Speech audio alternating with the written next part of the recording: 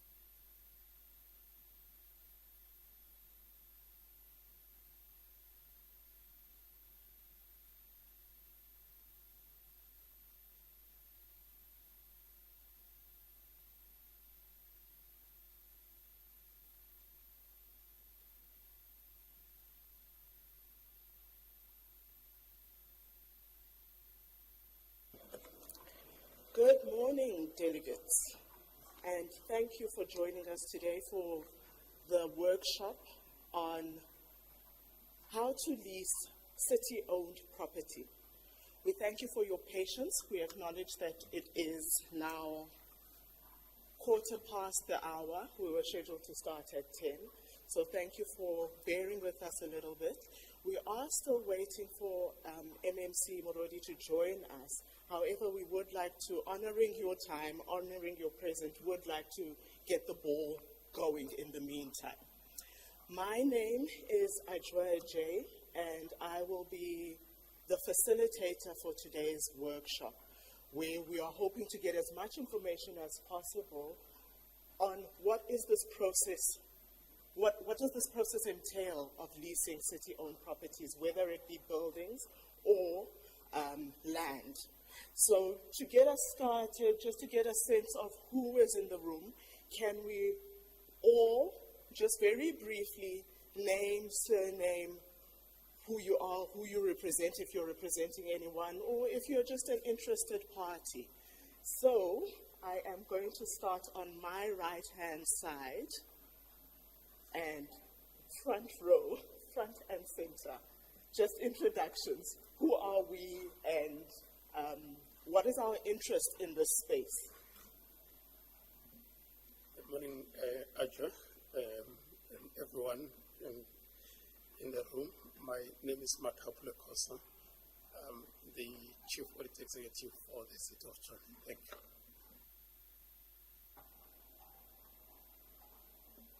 Good morning, everybody.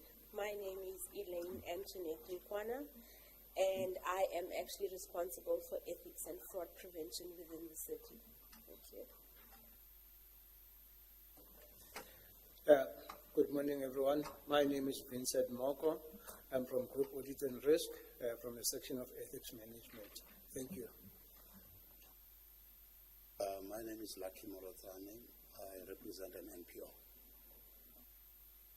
Good day, my name is Mukhoso Bukedi and I'm an entrepreneur.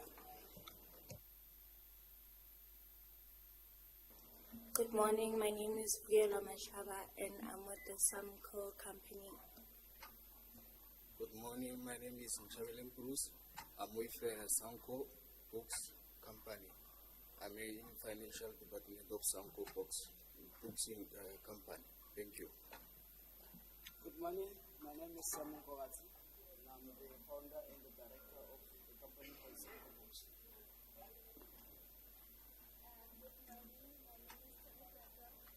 Can you press the button in front of you so that the mic comes on and then everyone in the room can hear you? Good morning, my name is Solofato Kapani. I'm from an NPO called Dinaso. Blessed morning to all. My name is Victor. My surname is Mangani. I'm also coming from Dinaso, representing the NPO. Good morning to everyone. My name is Prophetess Shannon Kasongo. I'm from the church. I'm here to represent our church to hear more about the lease of the land. Thank you. Good morning, everyone. My name is Samuel Kasongo. I'm here with my wife. Thank you. Morning, everyone. My name is Jones Moribe. I'm from Morioli Auto Solution. I'm director in the company. I would like to know about how to lease the municipality building. Thank you.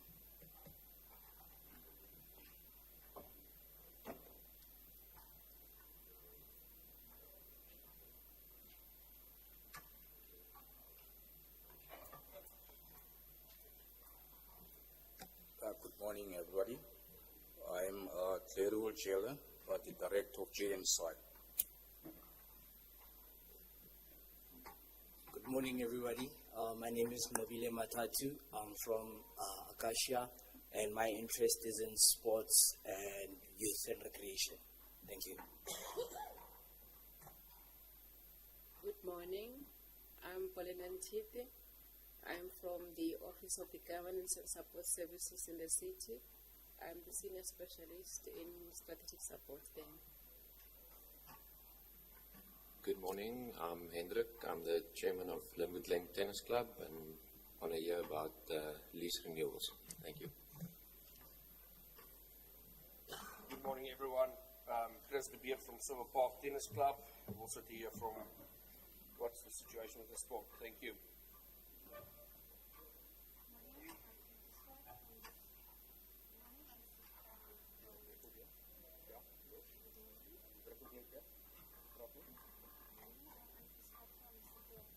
Region 6.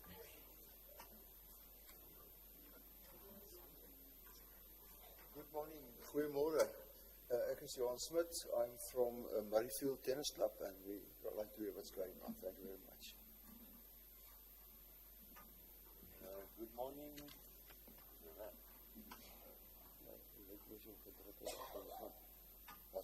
Good morning.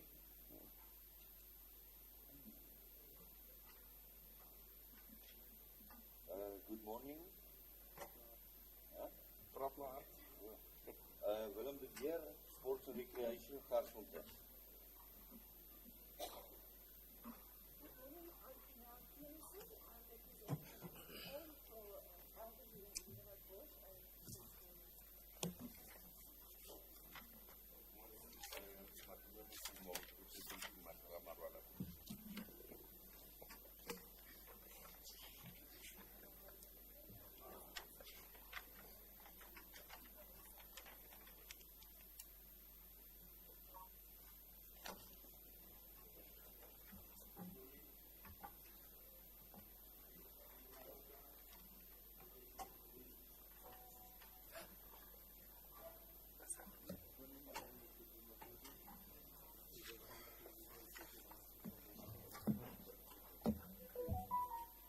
Delegates, I'm struggling to hear a little bit. When the light is red is when we can hear you. So please press the button and make sure the light is red when you're speaking so that we can hear you. You can put it off after. Thank you very much. Sir, in the red shirt, I didn't hear your name. Am I audible now? Yeah. Thank you. My name is Goodwill Makudu, representing Atlasville Heritage and History Foundation. Good morning. I'm with Goodwill. My name is Obama Suku. We are from Atteridgeville Heritage and History Foundation. It's an NPO. Thank you. Good morning, everyone. My name is Mandam Simanga. I'm interested to know more about this and buying of land. Good morning to everybody. My name is Post Mulepo. I'm representing Atteridgeville Heritage and History Foundation and NPO. Good morning. My name is Patrick Nkotwe. I'm representing Swane Homeless Forum. Our interest is leasing of Swane City Council properties for homeless programs. Thank you. Good morning, everyone. My name is Thabo Sharenda. I'm the Senior Strategic Support for MMC Tlangi Mohali, who's responsible for Region 3, which is the CBD, by the way. Thanks so much. Good morning to those who have just walked in. We're just introducing ourselves and saying where we are coming from, who we are representing, if anybody in particular, just to get a sense of who is in the room. Sir with the hat, if you can introduce yourself, sir. Hi, my name is... Thank you. My name is Labahan Mukulane. I'm from 160. Thank you. Good morning, everyone. This is Ashley on behalf of Equits Property Development. We are here to find out more and learn about leasing or buying municipal land.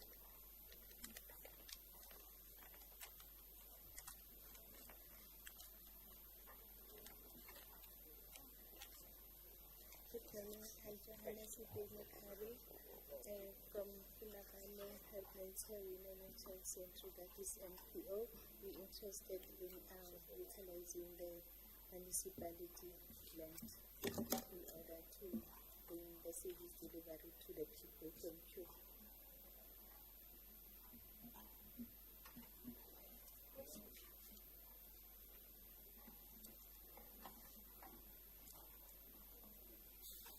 Morning, everybody. It's Precious here from Funabano Health Mental Shelter. It is an NPO and I'm here to represent it.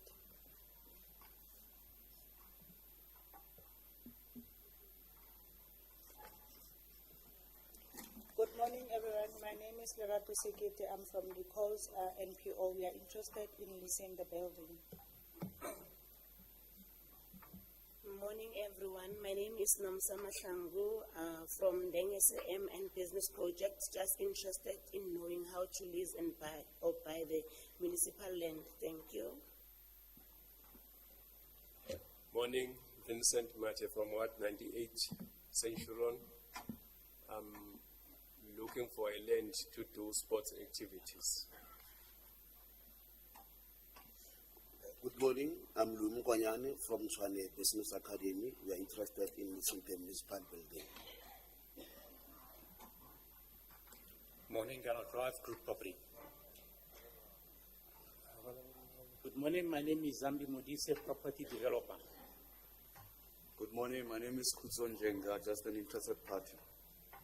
Good morning, my name is Tawang Paloi from Legacy Field. We are interested in buying land.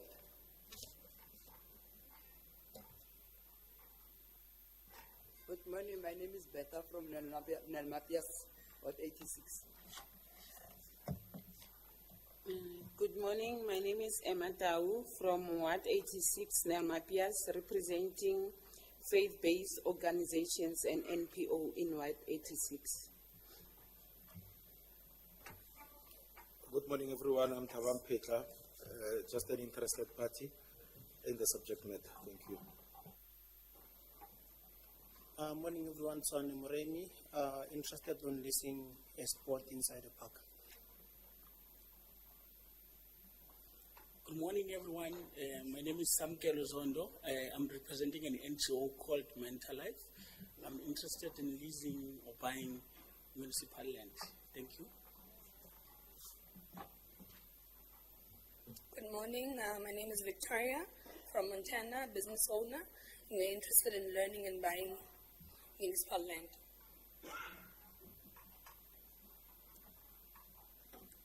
Good morning, my name is Pete Sipolage. I'm here to represent King's Group. Good morning, everyone. My name is Olga Masoha. I'm here to learn about leasing the buying and leasing of the land.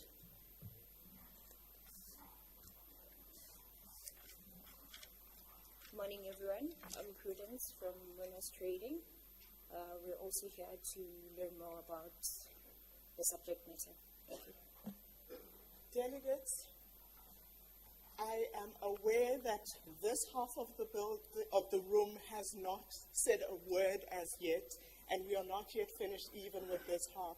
In the interest of time, and to make sure that we get through what we are here to do, I'd like to just by a show of hands, so we've had NPOs in the room, we've had NGOs, we've had interested parties, sports affiliates, clubs, and just individuals who want to know what is this about.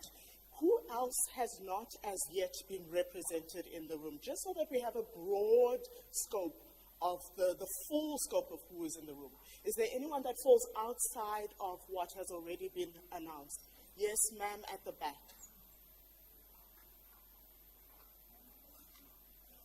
Red, when the light is red, we can hear you. Sorry. My name is Tinky Litwaba from Power of a Black Woman, NPO. I came to represent myself. Thank you very much. Yes, sir? Hi, my name is Andas Kosana. I represent a construction company called Ascal Construction.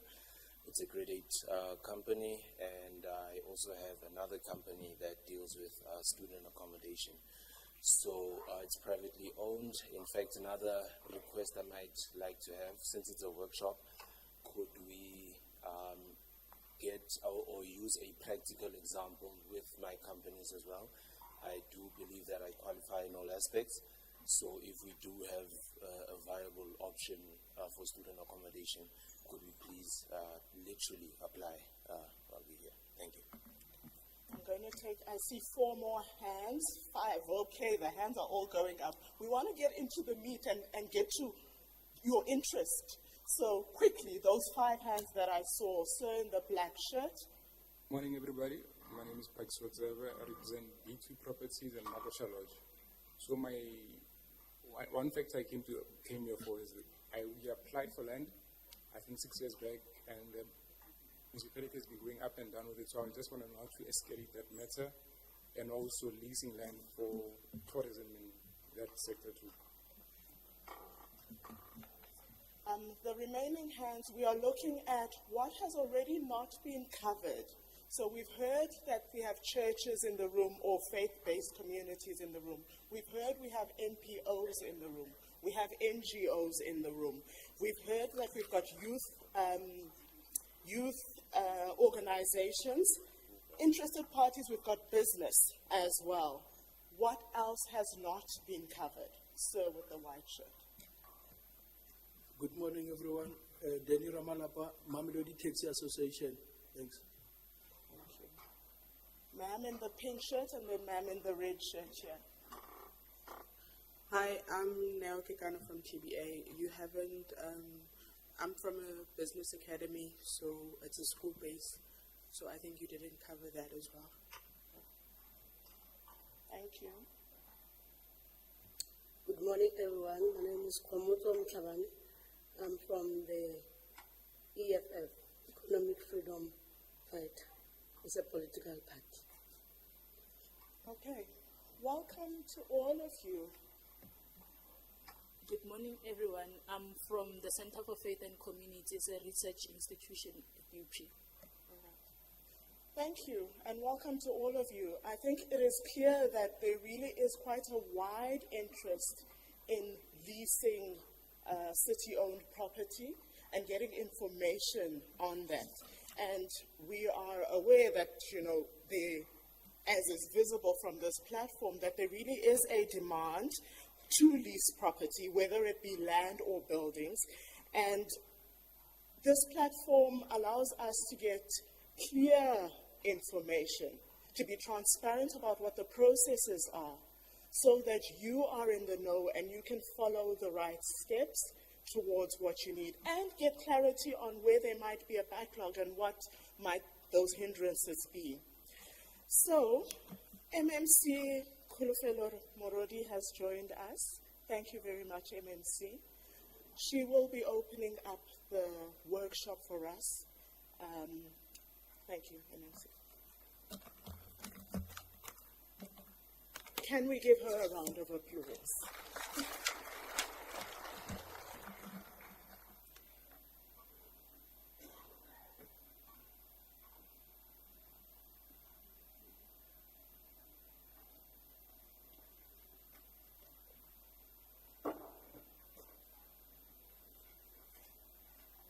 Okay, good morning, everyone.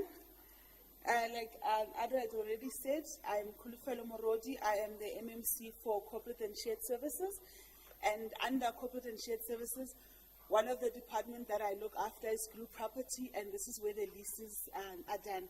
So I want to start by saying thank you for showing up, attending this workshop. We did realize that there is a need for us to have this meeting for our residents, for people that are interested, but they want to know their way in. We felt that it was an apt heading to actually have as know your way in, because there has been, I think, maybe a disinformation or maybe not really a lot of transparency when it comes to how these leases can be applied for. And remember, we are, especially post-COVID, a lot of businesses have had a lot of challenges. And we do understand, even as a municipality, we've had challenges in terms of generating revenue. The economy is depressed. We saw what the quarterly labor survey tells us, although Tshwane seems to be doing much better, but small businesses are affected. And we felt that it's important that as a city, we've got these assets, but we want them to be utilized to the maximum so that we can generate revenue, but also help our residents to be able to grow in their businesses, but also create employment. So we do understand that Apart from the economy being depressed, we've also got challenges with youth employment, with the face of unemployment being women. And we also understand that there's a lot of struggles when it comes to how we look after our children. We saw a lot of ECD centers that do not comply to the regulations, but also there is that need to have, as parents, you always want to leave your child in an ECD center that is secured, that you know that your child will be safe and you'll find them when you come back from work. So there is a need for us to make this process easy and accessible, so that if you are an ECD practitioner, you've got access to some of the resources that the municipality has, and you can administer it for us. The other issue that we have is with the non-profit organizations or not-for-profit organizations, as well as the churches.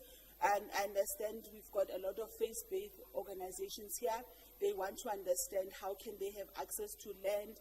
They are looking at a building to start a church. What is it that they need to do? And generally, we've got people that are looking for land as well, whether to start a business or that they want to use that land for residential. So today we are going to give that information. How do you get in? What is the way into the system?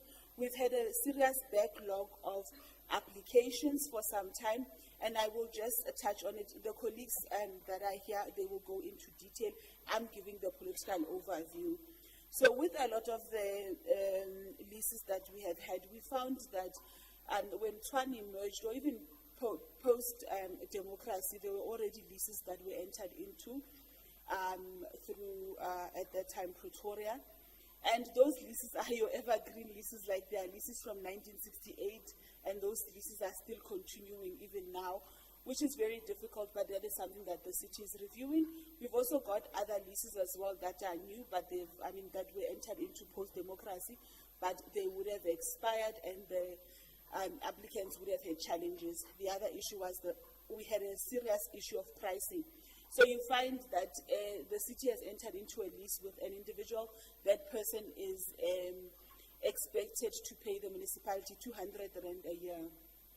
Now you can just imagine the cost implications, and sometimes one of those leases will tell the municipality that you need to cut the grass and make sure, just cut the grass, make sure that you are responsible for the maintenance, whilst you pay the city 200 rand. Now that we can all agree that it's not acceptable, so those were the issues that we had to first start ironing out. I can say that we have resolved the one on pricing, not necessarily fully, but at least now we've revised the scheme system. So the system will try and be more fair to the municipality, because at the end of the day, for us to have service delivery, we need to make sure that we are able to pay for the services, and whatever transactions we enter into have to be equally fair for the business person as well as the municipality. So that is the one thing that we have addressed. The other issues that we have faced really were, once a person has a lease, they start doing other things. So the lease clearly spelled out that it is a lease between the municipality and Thembiso Skhosana. But once Thembiso Skhosana has that lease, Thembiso Skhosana now brings Nomsa Maloka, who's now going to have a little tavern inside that lease. Thembiso is supposed to be leasing a tennis club for tennis purposes, because that tennis court belongs to the municipality, so we allow him to lease that. He has that tennis court, but then he brings in Nomsa, who's now paying Thembiso some extra money there. Thembiso is only paying the municipality 2,000 rand, but there are other things happening there. These are things that we call contraventions, right? They are going to tell, the colleagues will also elaborate there about the contraventions that we found. When you are leasing, you're not supposed to then go further to lease other people or to let other people on that piece of land. But the biggest thing also that forced us to have this workshop was the issue of corruption. So we've had several cases come to us of people selling municipal land, and people will go and buy that land. Then at the end of the day, that criminal can't give you a title deed. You are stuck, you want to develop the land, but you don't have the necessary paperwork. You see, so we need our people to know that how do you acquire municipal property, and that is why you must get it from the source. we've got the colleagues here that have the full information on that, because you will not have recourse. You'll go and pay 30,000, and then you'll build a beautiful house there. The municipality will come and demolish it because we just see you as trespassing, because you didn't buy that land from us. You bought it from some criminal who was masquerading either as a city employee or as a councillor.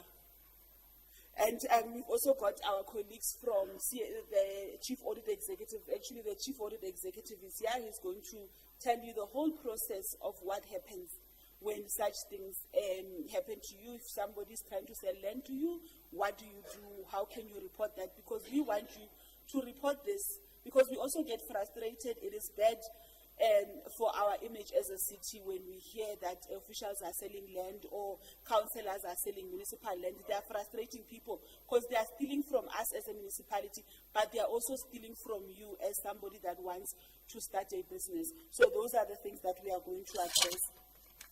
And also, I think I must maybe lastly share with you our vision. So our vision is for us to create a city that is growing by 3.9% by 2029.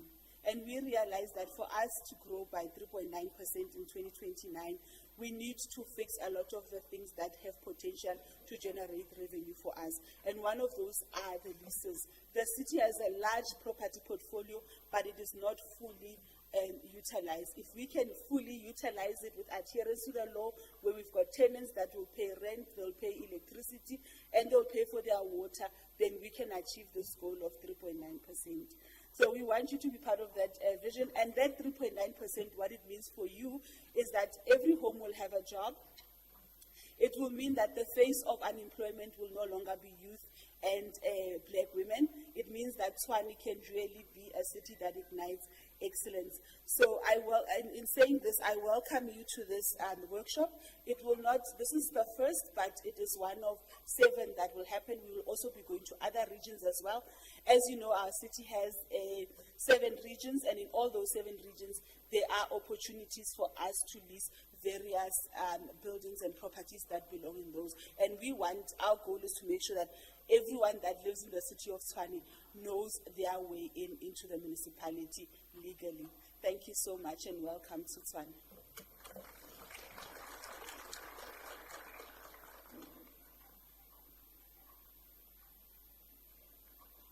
Thank you very much, MMC.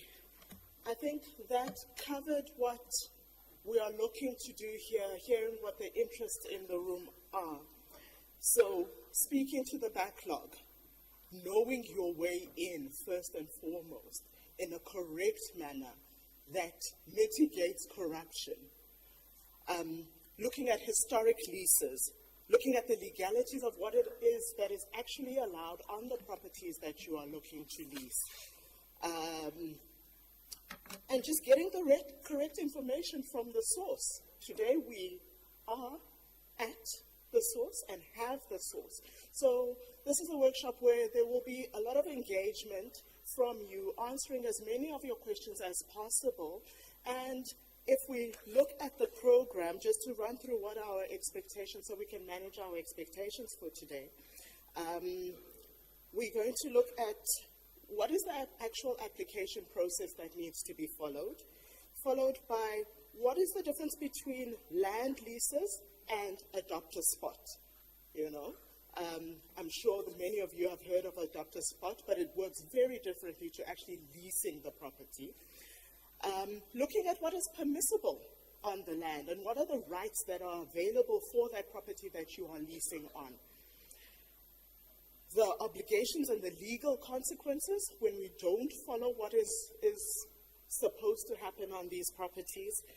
And then we'll have a plenary question and answer session that doesn't, however, stop you, I'd like to believe, I'm looking at my panelists, from asking questions at the end of each presentation, but perhaps some of your answers might be gotten from a follow-up presentation. So let's see what information we are able to get. And then we'll have our closing remarks from MMC, and then there will also be an opportunity for you to have one-on-one engagements on specific challenges that you might already have. So I think this really speaks to wanting to assist you as much as is possible. to make sure that you are getting, firstly, the right information, that you are knowing your way in, and that you are leaving here empowered with the information that you need to work with your individual cases. So, with that, let us call group property and get into what is the actual process that needs to be followed to apply for city-owned property. Thank you.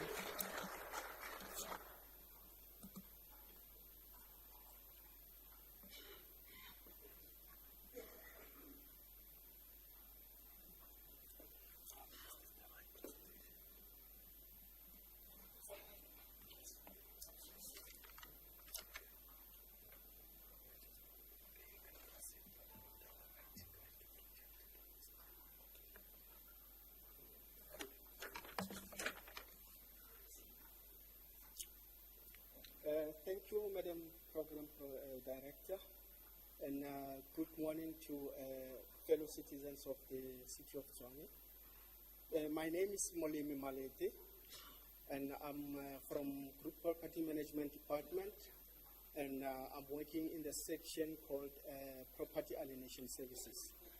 It is our core function to ensure that the process that we are here about is taken forward.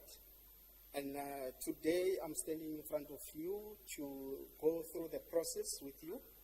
And the main topic is applying to lease or buy municipal land. Okay. So,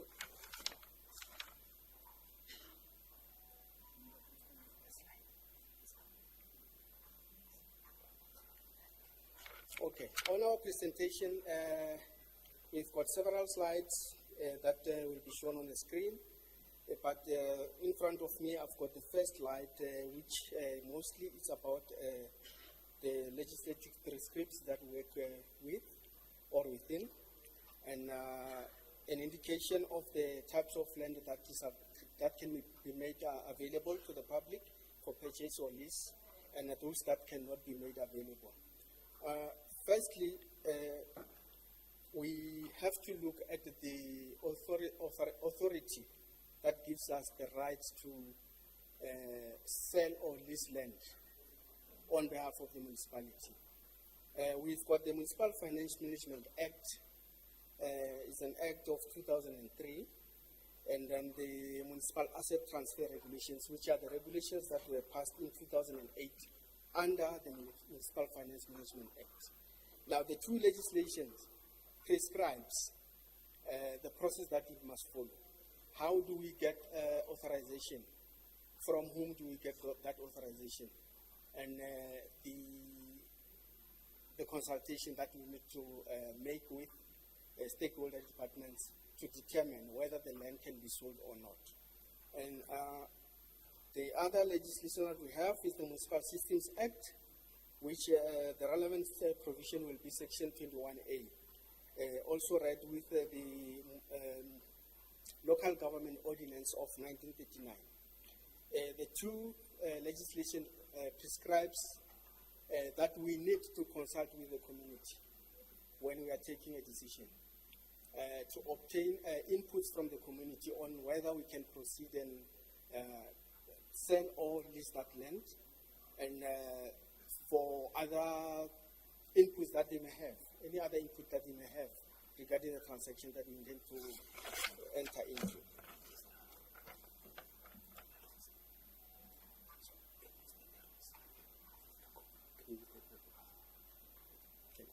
This one, okay.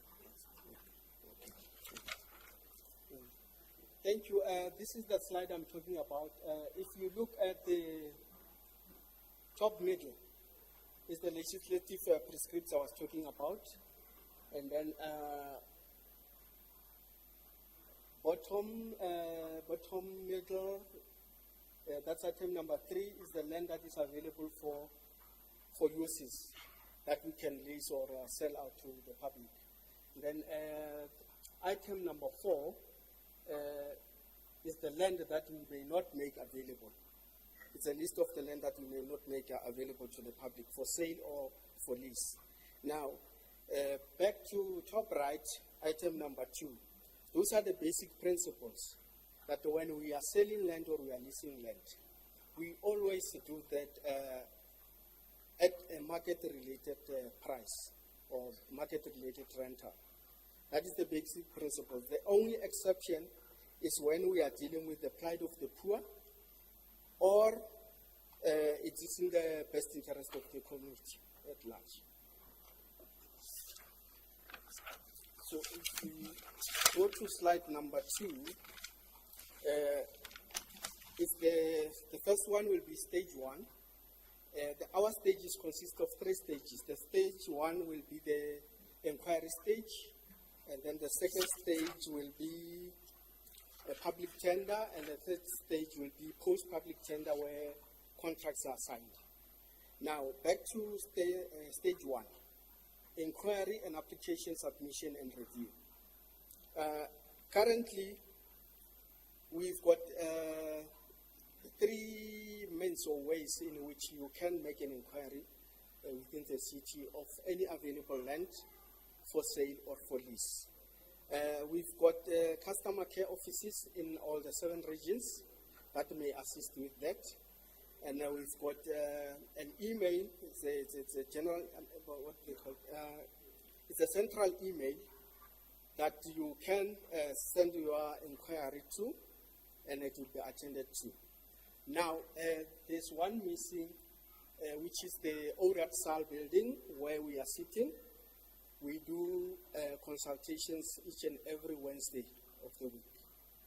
So if you want to walk in and make an inquiry instead of sending an email or going to the region, we are available on Wednesdays.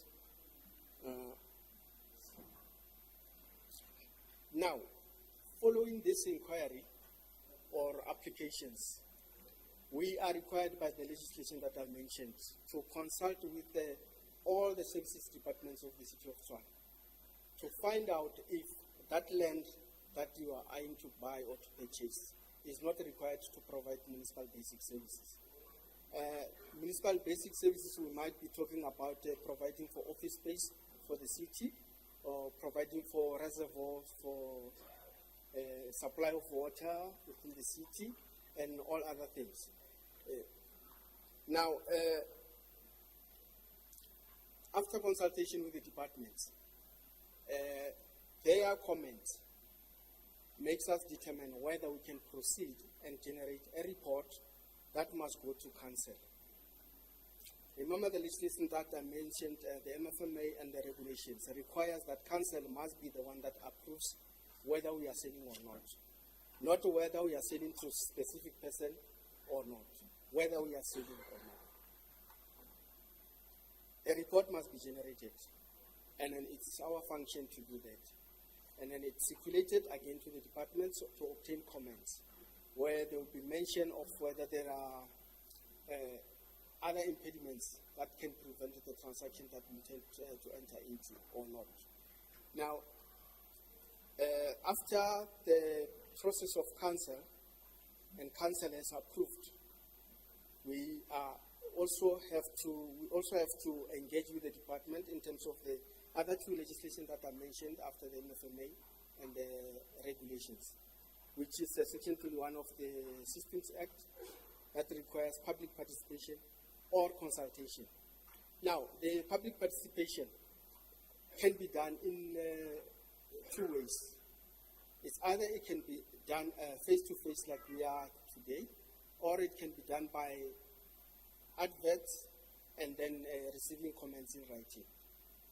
It depends on the community that we are targeting. In case of a community that is well educated, we do an advert and then you comment. So that is the consultation we do. But in case where the community that is affected is a community that consists of the elders who might not be knowing how to write or read, we do face-to-face consultations. Now, going to the second stage, Our second stage follows the approval by council and then the public participation. On this stage 2, we've got the finance department together with the group legal services that arranges for a public tender. First, they are doing the specifications. After the specifications, they will publish those specifications in an open tender. Then the bidders will tender their documents, and then upon the close of the tender, those documents will be collected and be taken to supply chain management section or division. That division is within the group finance department. It's not for, within group legal, it's within group finance department. That takes the process of the tender through.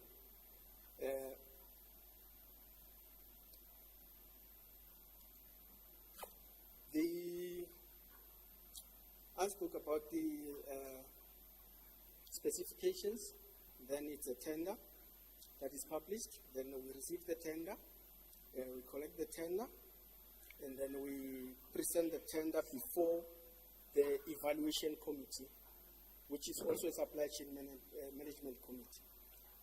The evaluation committee is going to evaluate all the tenders to make sure that whoever has submitted the tender has complied with the requirements in accordance with the specifications.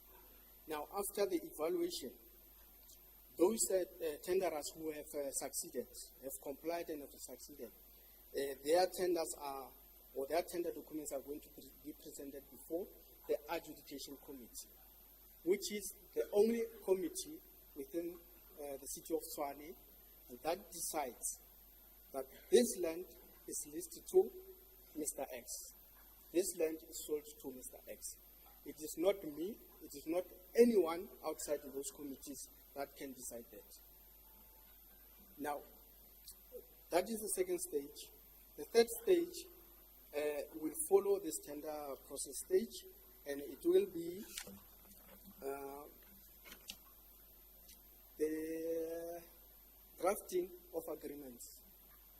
We are saying legal agreements here, but the legal agreements we are talking about includes a lease agreement if the transaction is a lease, and it will be a sale agreement if the transaction is a sale, and it will be a land availability agreement if the transaction is a land availability agreement. A lease, I believe we all understand what a lease is. We give you the right to use the property for a certain period. In return, you pay us rental. A sale, we are alienating ownership, which means that on payment of the purchase price, we're transferring the land into your name and you hold a title deed for that. We are out of that land. Now, a land availability agreement is an agreement where the city and the private sector agrees to partner in a way that the bidder will offer to receive the city's land, do development. For instance, a mall, to build a mall. Then they will run that mall for a period of maybe 30 years, 60 years. Then after 60 years, the land together with the developments come back to the city without the city having to pay any compensation. I'll give an example, a few examples of those. We've got one in Mamelodi, Denlu, the Denlu Mall. It's a partner with the city. There is the tram shed. I think it's Lillian Ngoy Street. And then we've got the Blue Mall as well. So it's a partnership between the city and the private sector. Those are the examples of the land availability agreements that we also enter into. Now, going to slide number 3, important notes and exceptions.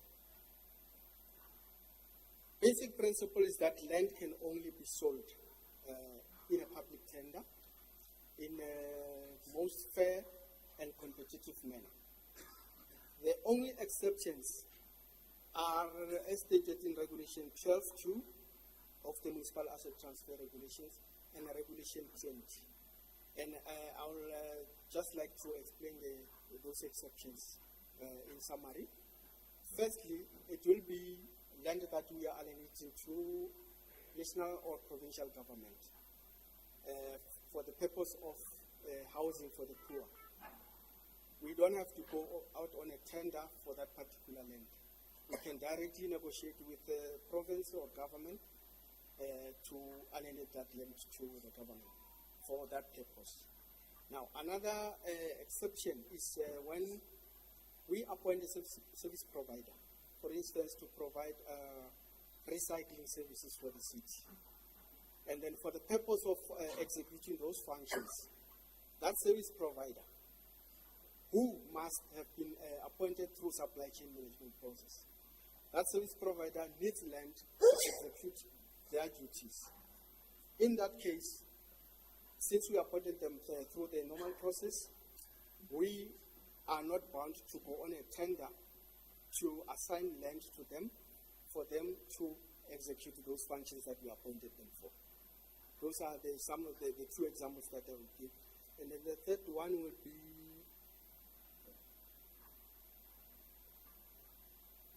where the city decides to change its service provider process, or I don't know how to mention it, but let me say it in an example.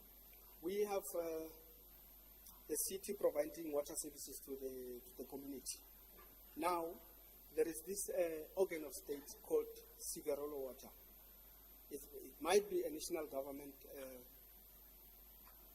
entity, or it might be a municipal entity.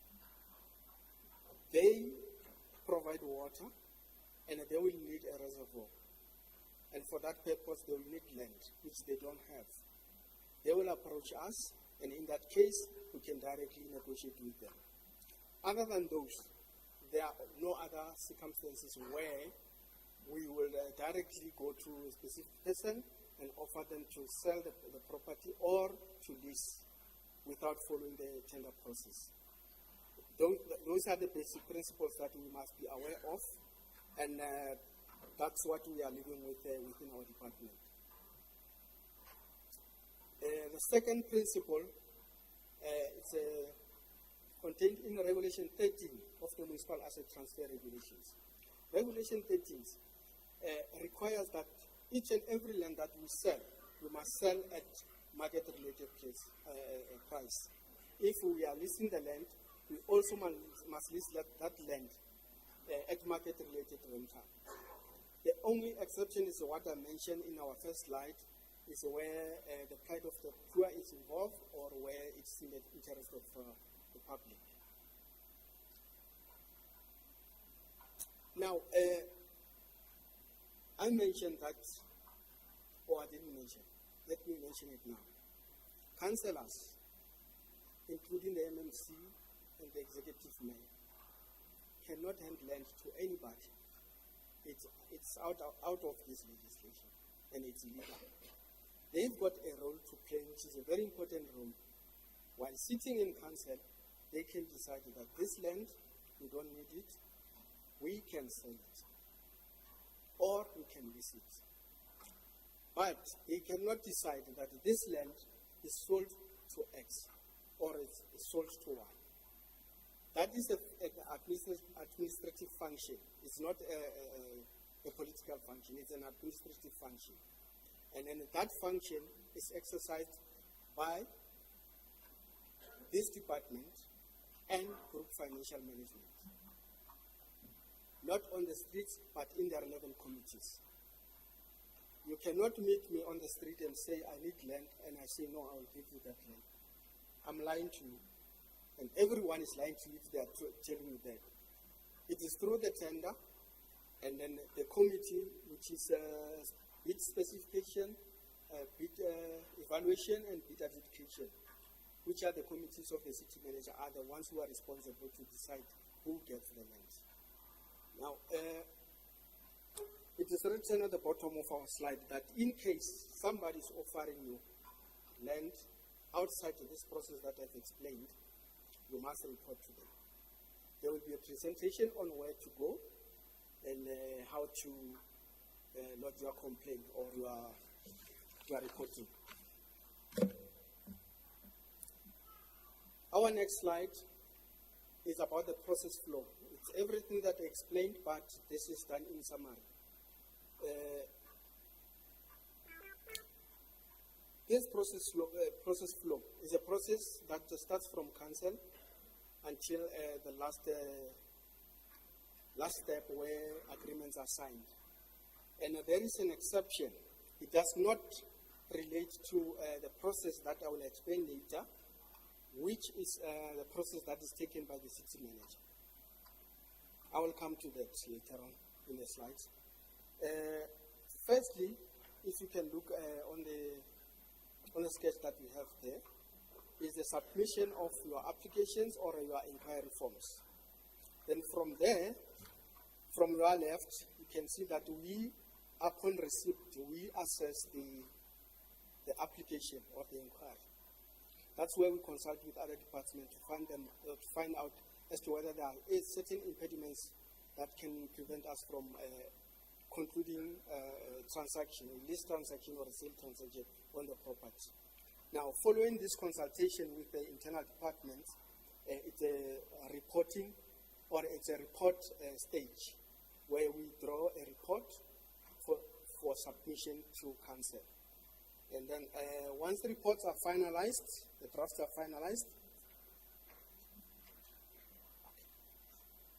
Okay, where reports are finalized, they are submitted to the supervisors for them to approve. That's where checks and balances are made to make sure that the report that goes to council are perfect for the purpose for which they are going there to. Reports are submitted to decision makers after the stage of the supervisory review.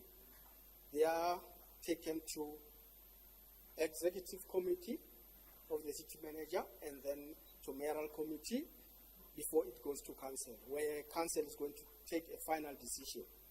Now, the decision that the council is going to take, we call it, it's not a final decision per se, but it's conditional. Council will decide that this property is not needed for municipal basic service, therefore it might be sold. But the instruction will be, go and do a public participation. If you find objections or you find some inputs, come back to council, address council on those, then council will determine whether to proceed or not to proceed or to amend their decision. So basically what I'm saying is that it goes to council, council approves, then it goes for public participation. If there are objections or some inputs that are made, it goes back to council. If there is no response from the public, then council will say, in that case, then you don't come back to council, proceed and implement the resolution. Upon that, we will now start with the process of a tender. From the advertisement, upon receipt, it goes to the supply chain committees, which is the spec, evaluation, and the bid adjudication committee. Following that process, we will be having two resolutions. One resolution is a political resolution by the council. Another one will be an administrative resolution by the bid adjudication committee. Now, we have to implement those two resolutions by submitting an instruction to our group legal services to assist us with drafting the relevant agreements that I've already mentioned, a lease, a sale, or a land availability agreement. Then we are now at the stage of the time frames. If you look on our slides, the calculations were made incorrectly.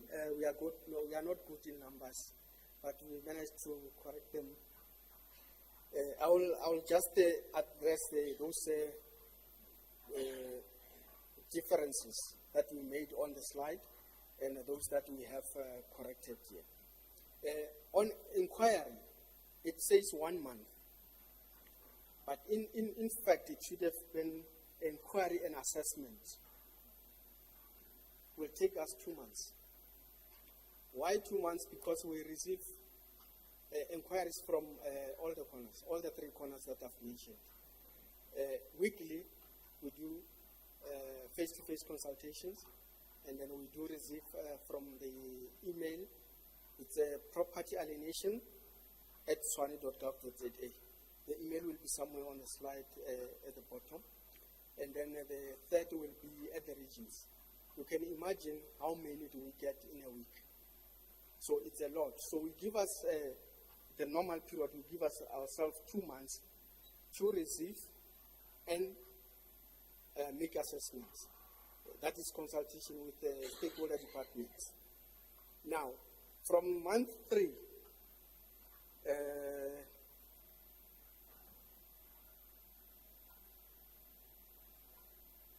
from month 3 to 6, because on obtaining comments from departments and ward councillors, obtain valuations and valuation reports, and also doing inspections and doing preliminary investigations.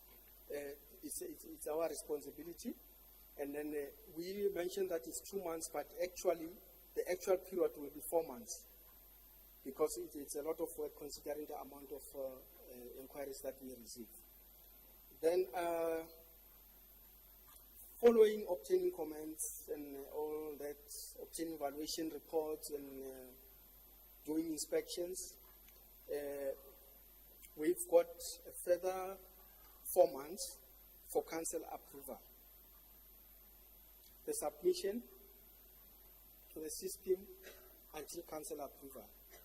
We give ourselves 4 months, and it depends on the circumstances that we do not foresee coming to disturb us. Like we might at some point have a report that is returned back for some other reasons. So we normally are going to go outside that 4 months. But normally it will be 4 months. Then the BAC stages is a stage from the specifications, when the department will be preparing the specifications, and then the tendering plus the evaluation after receiving the tender, and then the adjudication committee deciding on the matter. You can remember that the advert period for the tender will be mostly a month. So if you take that month out, we are left with 3 months to do the specification and to do the evaluation and also to do the approval by the BAC. Now, the signature stage, that's after receiving those 2 resolutions that I've mentioned, will take us 2 months to complete the process. That is including sending instruction to Group Legal drafting the relevant agreement, sending it back to us contacting the appointed service provider or the appointed lessee or purchaser, negotiating the final terms, taking it back to Group Legal for the process to the city manager's signature. So in total, the period that we are giving us for the process is 18 months. Now, we've got an alternative. That's what I said in our next slide. I will be explaining the exception to this process that takes 18 months. We've got a process for short-term leases. The process is for leases that are 3 months maximum. For that, why we're having an exception is because Regulation 34 of the Municipal Asset Transfer Regulations permits us to obtain delegation from council for the city manager to do the function that council is supposed to do in terms of Regulation 34, 1 and 2. Remember the function for alienation of property is for council, but council is authorized to delegate short-term leases powers to the city manager, which means that the city manager is going to do that exercise of determining whether the property is required for municipal basic service or not, and approving that. So now, in this case, the process is not going to cancel. We consult with all the stakeholder departments, do all the investigation that we do, and then instead of sending the report to council, we send it to the city manager. As per this delegation, he's got authority to sign that, to approve, and also to following the final processes to sign the agreements. Now, this process, we give ourselves 3 months to complete from receiving the inquiry, generating the report, consultations, and all that. On these ones, because the period is less than 3 years, we don't do public participation. But they also go through a supply chain process for approval, unless there are exceptions.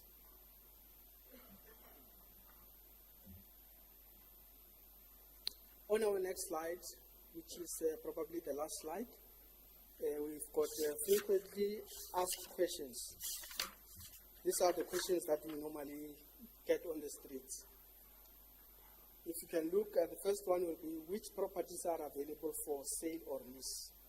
Basically, the property that is not that is available for sale or lease is the property that the municipality does not need to provide municipal basic services. Following that, the properties that we listed on our first slide.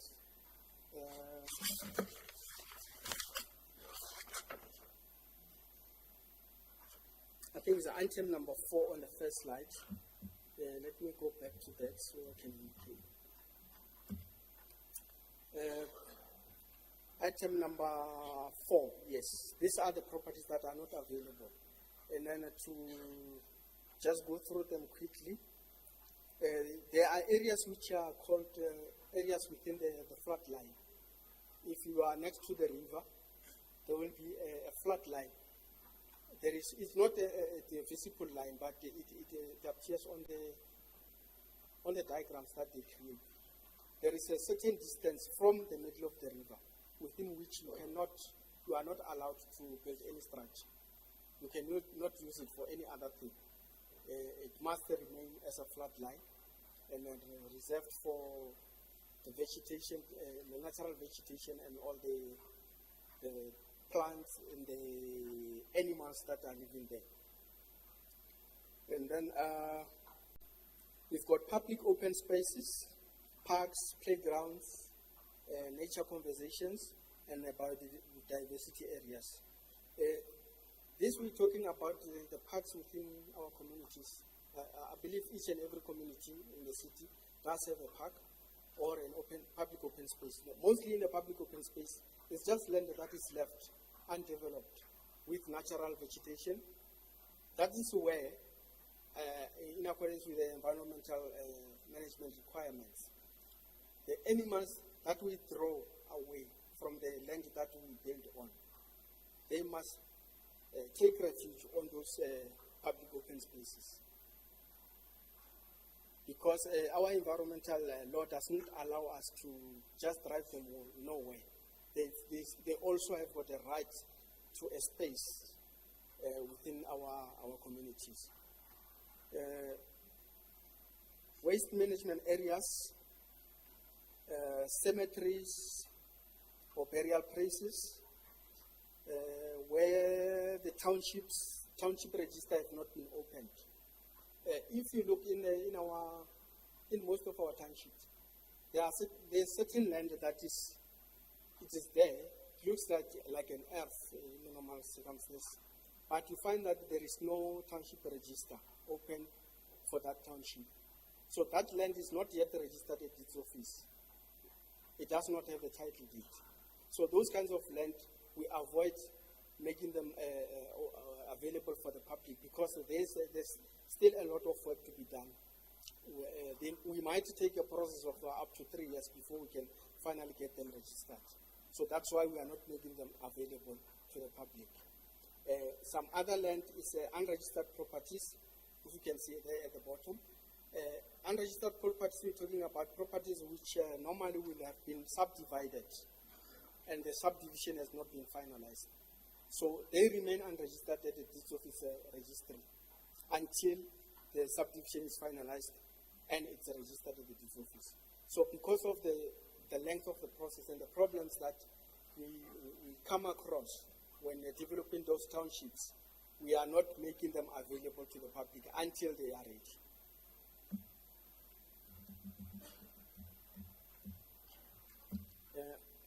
I think that was the last slide. I dealt only with which properties are available. Now, when can properties be sold by direct negotiations? The basic principle, as I mentioned, is that properties are sold in a public tender. It must be open to the public, and it must be competitive, and it must be fair to everyone. Exceptions are those that I mentioned, that where we're dealing with the government or where we are dealing with the plight of the poor, RDP houses, they don't have to go on a public tender. And then the third one will be where we appointed a service provider to provide a service and they need land for that purpose. Then we directly negotiate with them. Another question is, council-owned land cheaper? The answer is no. Council land is as expensive as private land because we are required to sell or list that land at market-related prices, with the exceptions, of course, where the plight of the poor is involved or in case of public interest. That's when we sell land at less than the market value. Then who decides? Council decides whether land can be sold or leased. The bid adjudication committee decides this land is sold to X or is leased to X. How long does it take? As I explained in the previous slide, the period is 18 months to complete. I think I've come up to the end of our slide, of our presentation, and I thank you.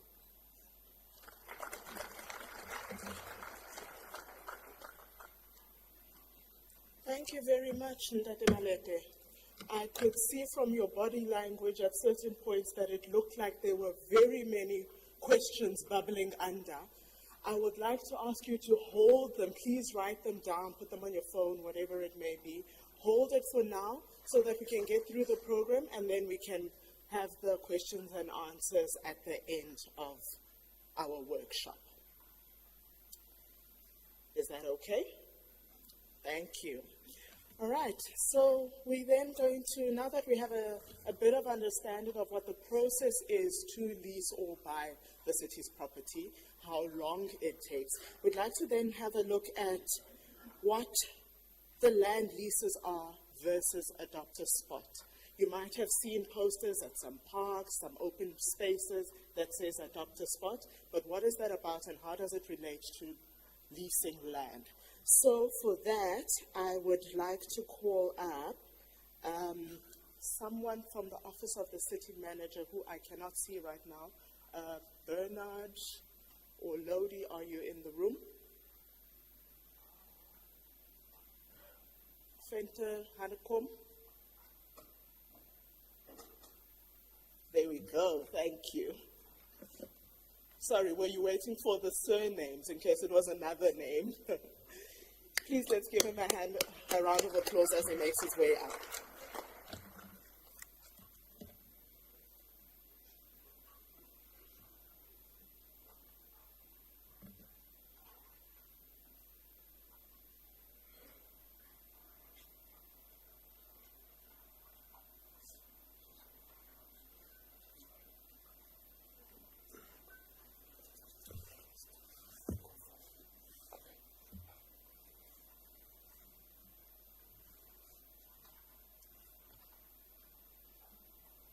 Morning, everyone. As indicated, I'm Bernard Hanekom in the Office of the City Manager and Program Director. As you can see on the, and MMC, welcome and thank you for having us here. As the community members can see on the screen, my presentation will more specifically go about CUPs, Community Upliftment Precincts. I will comment about Adopt a Spot, but the primary focus, as you can see, is this, and I will go through it more speedily, as the interest of our community is more on access to land. So what we have here is, what's the purpose of a CUP? And that is to allow community members like yourself to support the city in improving and upholding their local areas. That is the essence. So it is a voluntary action where community members come to our office and indicate to us that they would like to support the city in maintaining a park. That would be cutting the grass, trimming the trees.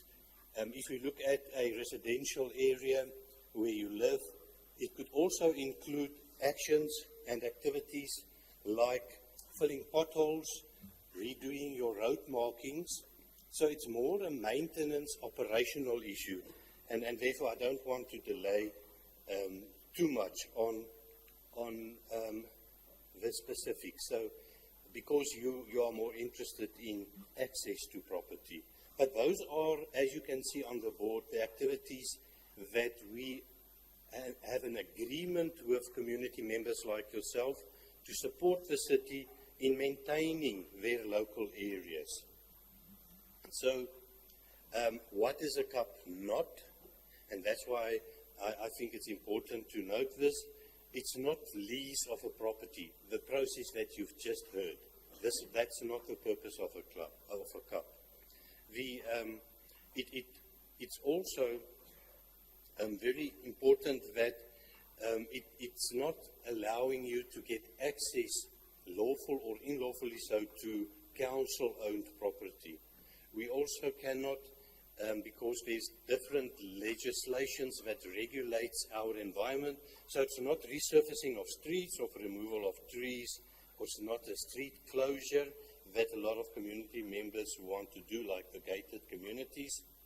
And we cannot allow you to work on our electricity or water networks because we have to protect our own infrastructure.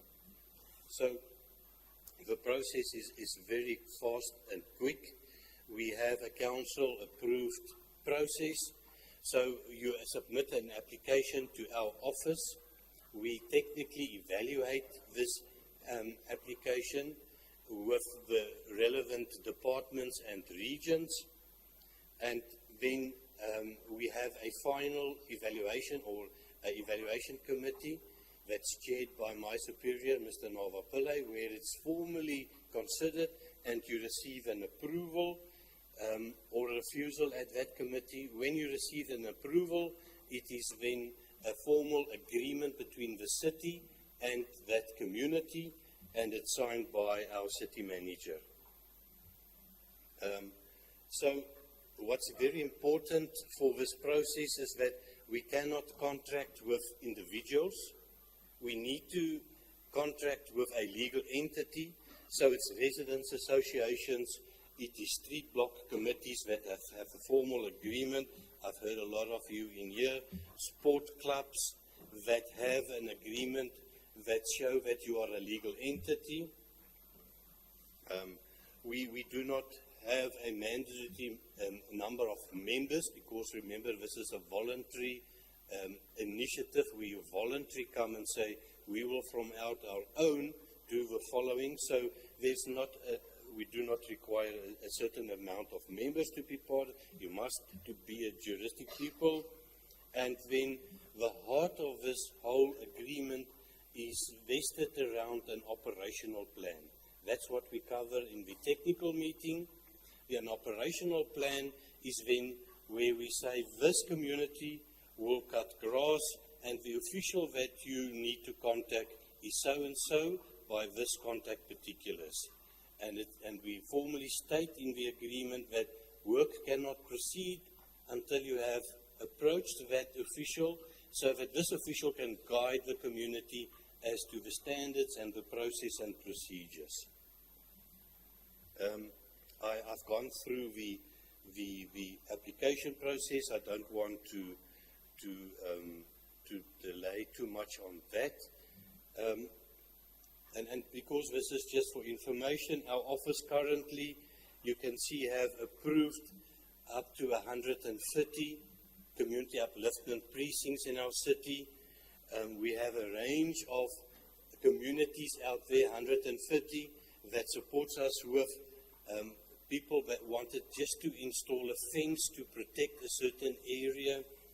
We have in Atteridgeville, the Atteridgeville community has a heritage site that they have fenced off. They're cleaning it. There's a memorial wall for people that have contributed to this city, and they are remembered in that heritage site.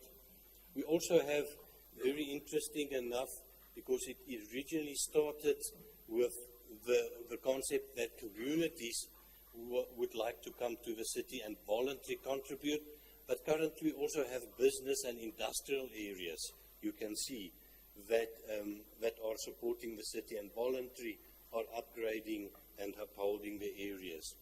And then we have the urban management. Those are, like I indicated, the cutting of grass, the upkeep of sidewalks, even safety and security. We have neighborhood parks in residential areas, 15 of those, and I think I know you can read faster than that I can go through this. So those are a range of community upliftment precincts that our office have considered. We have an information brochure that will give you the gist of what I've just said, that easily can be made available by the city. And that, in essence, is on the one side the community upliftment precinct process. But then the program director also indicated that there's an adopt a spot. Now that's a different bylaw. Community upliftment precincts is a policy framework that our office manage, the office of a city manager, but then we also have an adopt a spot. That's a different bylaw, and that's where there is usually a public open space where the community say, but this space I want to adopt as our community. And that bylaw can also, there's a lot of brochures and information available that can be shared to community members. So I'm certain that if you approach the program director and the office that have arranged this workshop, that can be supplied. But the difference is that with an adopt a spot, it focuses on public open space, and there are a lot of requirements with regard to if you fence it, it should still be open to the use of public. There is conditions with regard to advertisements that can go on to say that, Atteridgeville Extension 5 community have adopted this specific spot or this open space. Then various conditions as to the advertisement that you can place there. There's a lot of conditions with regard to and prescripts with regard to the use of that space. For instance, it should still be an open space. It cannot now be used for other activities. So there is a specific focus. People that usually apply for this, and it's run through our colleagues at the environmental department, where they would beautify the specific space, and that's their only interest. They're not interested, for instance, like the CUP, to trim the trees, to do the sidewalks around the park, to put in lights, to do the roads around the park, the road markings, to fill the potholes. That's a major difference between the two applications. The one is a space that you would like to protect and beautify with conditions linked to that, and the community upliftment precinct is where you want to uplift a precinct, an area in your community, and you solve a range of issues that you can then support the city with municipal service delivery, from cutting grass right through to fixing or replacing globes in street lights. Madam Program Director, I think I would like to conclude with that, because the interest of our community members is more with how to get access to land. I think they could just take this as additional information of other processes in the city that speaks to our land.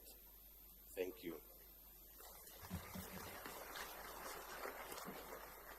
Thank you very much, Bernard. And as Bernard has said, it is another process, not specifically related to leasing land, but something that if you are looking at upliftment, how else can you access the information at a significantly shorter period of time? Now, I was reminded from a risk perspective that I have not actually informed you of where the ablutions are should you be struggling. So that is my back right, your back left. There's ablutions male and female over there. And also just from an emergency point of view, should anything happen, left and right are exits if we need to exit this space quickly. We have been sitting for a while. How are our energies? Can we do a quick stretch, or are we okay to carry on? Okay to carry on. Thank you very much. So now, on the risk note, we're going to look at the red flags and corruption safeguards that are related to these applications. So, if you may please join us for our group audit and risk. Thank you. As they come up, a round of applause, please.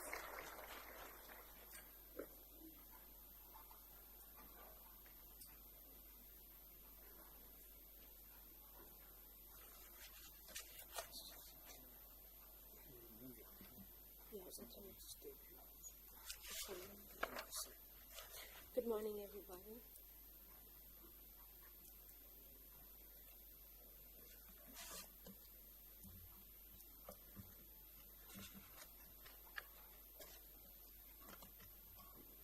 Okay, in the interest of time, thank you, Program Director.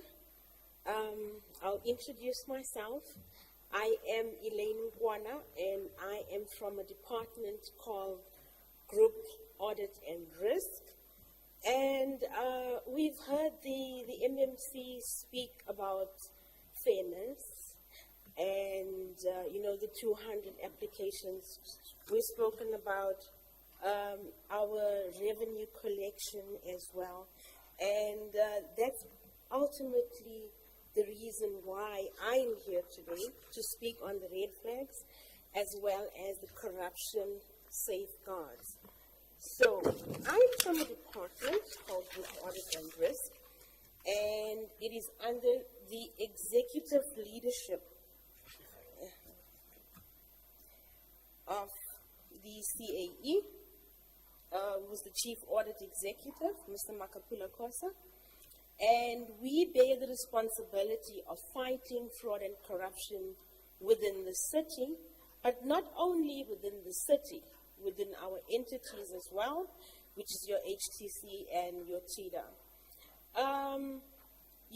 If you look around you and you look at the logo of City of Tshwane, our logo says Igniting Excellence. So with that being said, we've come up with a project called Igniting the Anti-Corruption Culture. So, with the CAE and under his Group Audit and Risk Department, we took a stance that 2025-2026 financial year is actually a year of igniting an anti-corruption culture, and we've had several initiatives with the full support and endorsement of the city manager as well as the mayor, and this is the purpose for me being here. With any transactions, there's always transgressions. You know, and when we look across the room during the introduction, we come from different walks of the NPO and NGOs and different stakeholders that are amongst us.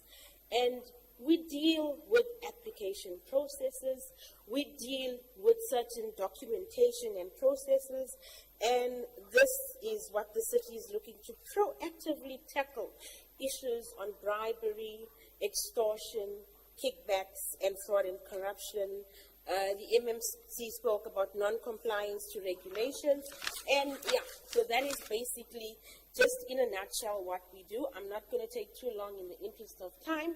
We are Ethics and Forensic Services, and I'm actually from the Ethics Management Department.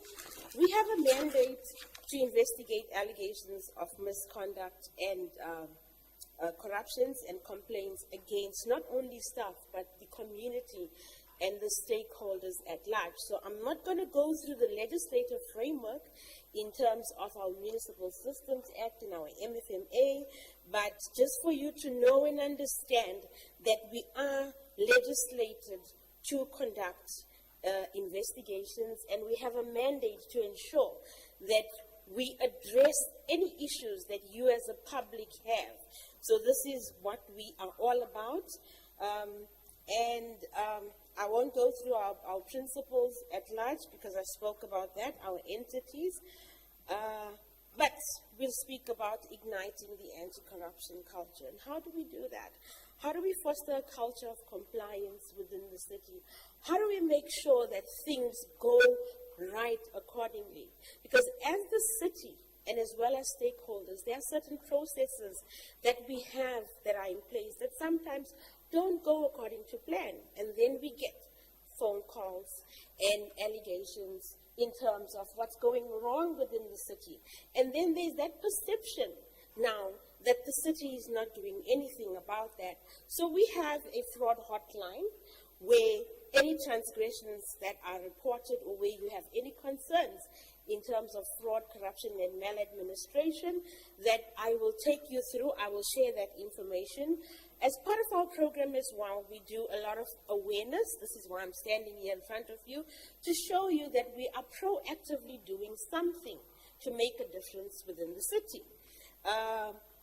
We're speaking about our lease applications here and property leases. We also do what we call probity reviews and fraud deep dives. So we look into these transgressions that happens during your tender processes. I know my previous speaker spoke about some of these processes.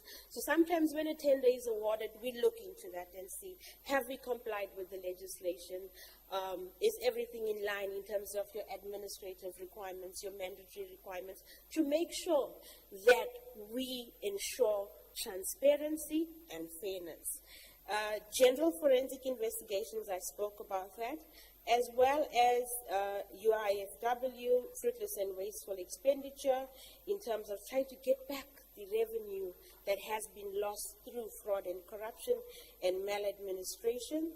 And with anything spoken about in terms of transactions, ethics, ladies and gentlemen, irrespective of the space you are in, irrespective of where you are, it is about how do we deal with fairness? How do we deal with that 200 Rand that's been allocated, and we know fairly that what would a 200 Rand benefit their department, for example, in terms of making sure that you have proper service delivery. So ethics is basically about balancing what is good for oneself against what is good for the other. So even in your context, in terms of you submitting your applications and ensuring that you want to secure that land, you want to secure that property, it's always important to know that we need to sometimes understand that we need to balance what is good for my organization, my NGO, my NPO, my institution, and how do we balance that against the community at large? Because our purpose here is actually to render a service to you. And to do that, we need to speak and bring across the message on ethics and how do we balance that? And how do we balance what is good and fair, not only for ourselves, but what is good and and balancing for the others. And in that, the manifestation of fruitless and wasteful expenditure, a lot of times the erosion of ethics comes from the lack of knowledge. So when we do not know and understand what to do, where to report certain transgressions, then we don't know, but that is why we are here. I think I spoke on fraud and corruption, so I won't go through that. And we look into some of the erosion is your financial misconduct, procurement irregularities, a lot of issues on conflict of interest management, and inadequate consequence management is for what stands out for me. In terms of ethics itself and the group audit and risk, we want to see a city. What sort of culture do we want? And we're trying to ignite a culture of compliance. We're trying to ignite a culture where our institutional values speak to, number one, ethical leadership. We need to lead by example. We speak about good governance. I spoke about accountability. We need to be accountable, not only as a city, but as stakeholders at large. We need to be transparent. Let's be transparent in our application processes. Let's be transparent in our processes for adapting a spot or property leases. So that is what we aspire to do as a city. And us as a city, it's just not enough for us to know and understand the culture we want and our values, but it is so paramount that we live by those expected behaviors, and this is what we, by all means, stand for. This is our stance. This is the culture we want to see. I'll take you through the investigation process because we are also mandated to investigate any transgressions and maladministration and any allegations that come through internally and externally, and that's from you guys, especially when it comes to these processes.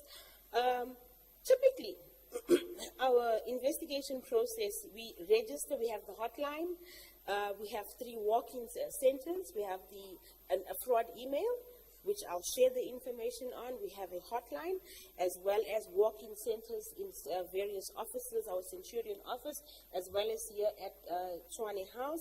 And a investigation is registered, a case number is allocated, but we conduct a preliminary investigation to ensure that the allegations that are brought forward to us actually do constitute further investigation. We gather, we've got a team of highly skilled investigators who come in and we gather evidence, we analyze these allegations against the law, the legal prescripts, your processes and so forth, and then we go out there, we identify who the witnesses are, the suspects, and so we sort of do a full-fledged investigation by conducting interviews, and then we make that determination against our regulations and policies of whether is it misconduct, is it not, and then we come up with a forensic investigation report, which we report to the divisional head of governance and compliance, as well as the chief audit executive, and it is ultimately then approved by the city manager. Okay? And the reason why I'm actually here today to highlight even more on some of the red flags in terms of our lease application process. Like I said, with any transaction, there's a lot of transgressions, and today's focus is actually on some of the procedural safeguards and that we need to be aware of. You know, with any application process, it is important, the scrutiny, the verification, the validity of the documents in your application process is key. Most often than not, when we do a lot of our exercises and our investigations, we find there's a lot of discrepancies in terms of our property registers, our asset registers. This is why we are here, to come there to let you guys know that there are processes in place. Because failure to do that will result in our properties being allocated to the wrong person, not the rightful owner, which will instances of hijacked buildings, illegal rental corrections, and so forth. issues of rezoning, and this is what we're trying to avoid by all means. So some of the red flags that we come across are inconsistent and false information. A lot of times these applications have discrepancies in the employment history, your rental history. We also need to look into poor credit history, late payments, collection, and bankruptcies. Because obviously, if somebody has a poor credit history and if somebody is falsifying information, how then do you qualify to get that land or property if you were not able to be able to even give that 200 rand that MMC was talking about? I know it's not fair, but that 200 rand as well is something, it's the revenue for the city. And it is always important for us to look at some of these red flags. Document red flags, we have a lot of issues on addresses and employment information that is not aligned or correct. And these are some of the things that we need to look into. Fake and altered documentations also stands out. So in terms of those red flags, I think it's also important for us to be aware of some of these discrepancies that we come across and these red flags. Most often than not, during the application process or the leasing process as well, we have a lot of behavioral red flags. You know, if somebody is reluctant to provide more information, if somebody is reluctant to give you more financial information about themselves, then clearly there is something wrong. If somebody is pressurizing you, we have issues of where we get upfront payments called facilitation payments so that you can benefit from the process. That is a no-no. And these are some of the things we need to be made aware of. And when we say it's a no-no, it's a no-no both from the city and it's a no-no even from the stakeholder itself. If you want to qualify for something, we spoke now about ethics. Let's do it the right way. Let's consider the right thing before we just falsify information and get to a process where we do things that are wrong, because that's not fair on anybody. And a lot of times then we also have issues of third-party involvement. But what are some of the consequences of non-compliance in terms of these? The key one is actually contravention of our zoning regulations, illegal use of our municipal properties for the use that it is not zoned for. And I think MMC spoke about that earlier. We have a lot of issues on hijacked buildings. We spoke about pricing issues and pricing irregularities. It would cause a lot of loss in revenue for the city, but not only for the city, for yourself as the applicant as well, where you would lose a whole exorbitant amount of money if you do not follow the right processes in terms of our leasing application processes. And we've taken you through the legislation on how we go through those. And for us, it's key that we ensure that we align with those. I spoke about issues on rental collection and rezoning, but I think it's important that we have regular verification between the city and our stakeholders as well as the deeds office to avoid some of these issues of non-compliance and also to avoid issues where property and your property is being leased without your prior knowledge. Just quickly, MMC, I just want to take them through the corruption safeguards, high level. With everything that we spoke about, it's important not only for us to speak about some of these issues, but there are certain safeguards that we need to conform to. And the first one is actually strong oversight, having the right legislative and regulatory measures to ensure that we are safeguarding not only the assets, but even your pocket as well. Improve transparency. It is so key to have ethical codes as an organization, as a department as well, where we set clear codes for ethical behavior. I spoke about transparency and information measures. That's important. We spoke about the risk. We spoke just now about the risk, but also regular risk assessments to identify any vulnerabilities in terms of where there can be a revenue leakage within the city, and implementing much more stronger control measures so that we can reduce such opportunities where people or employees and stakeholders are prone for us to losing that cash that we want. And the types of consequences as a city, rest assured, MMC spoke about the allegations on extortion and bribery that we've been having. We are here as a department to help you. There are consequences if found, and once we've completed our investigations, the internal disciplinary processes go through. We do take our work seriously, so yes, criminal action against perpetrators, rest assured, that is being dealt with as well.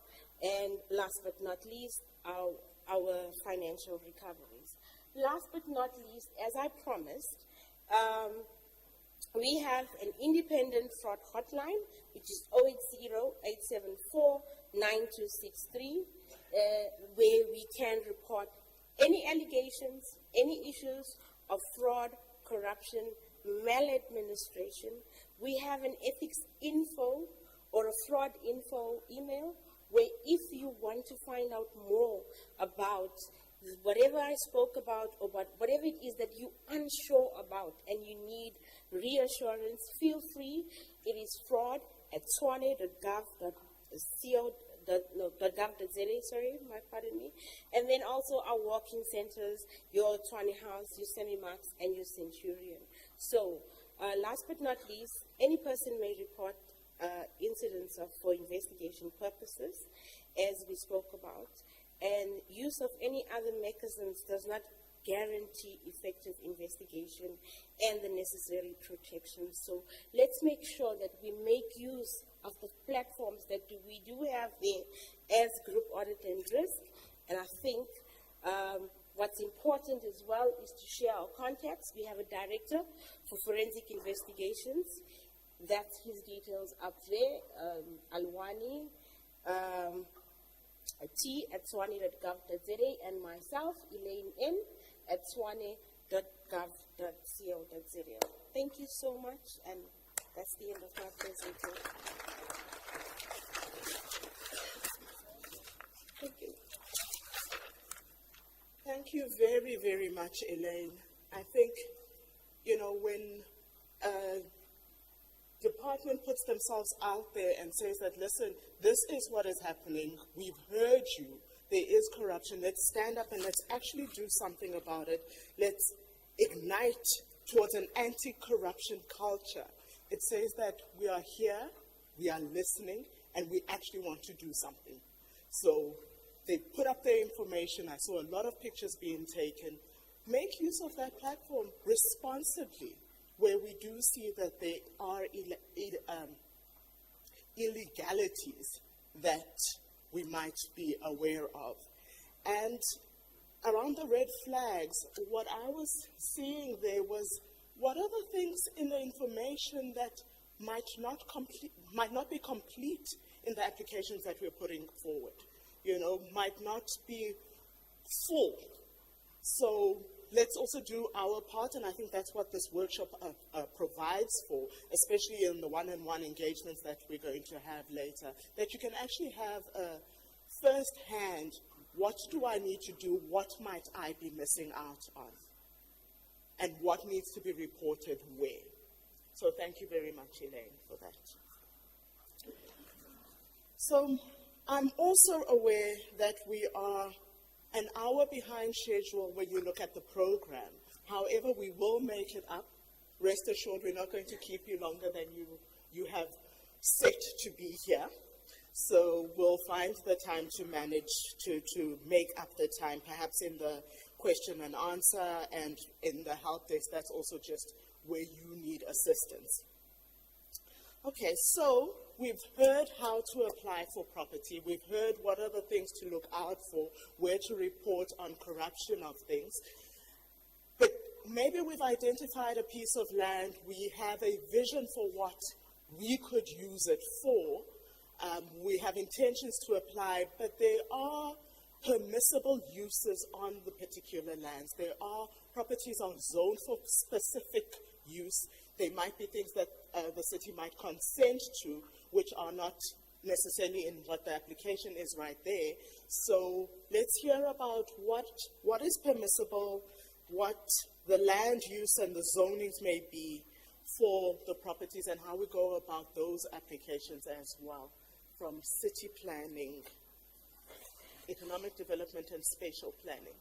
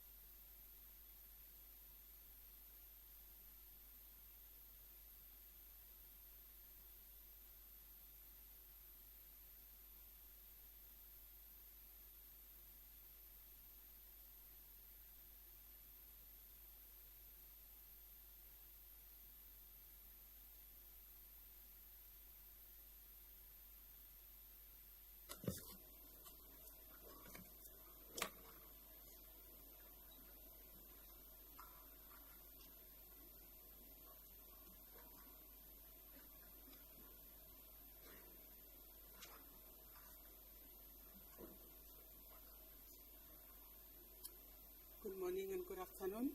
Okay, my name is Mapule Lavmonkuna. I'm from Economic Development and Spatial Planning, responsible for development facilitation.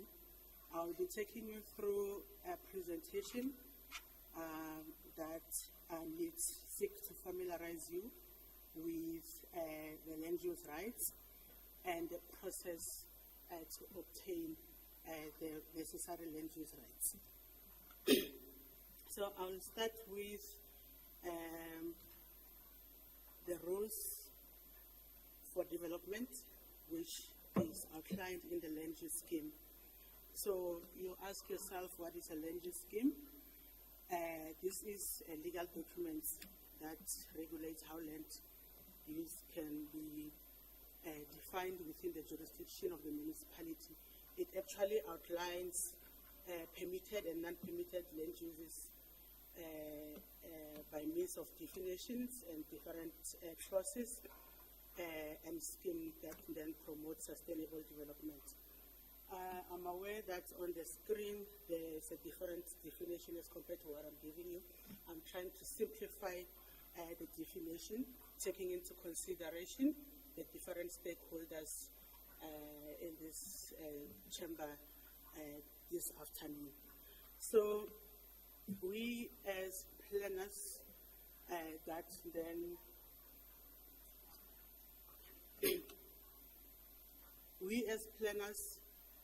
then assist or that works with land use and land preparation on a day-to-day basis, we are governed by a legislation called Spatial Planning Land Use Management Act. We have the Tshwane Land Use Scheme that was adopted in 2024, and then we also guided by the Land Use Management Bylaws.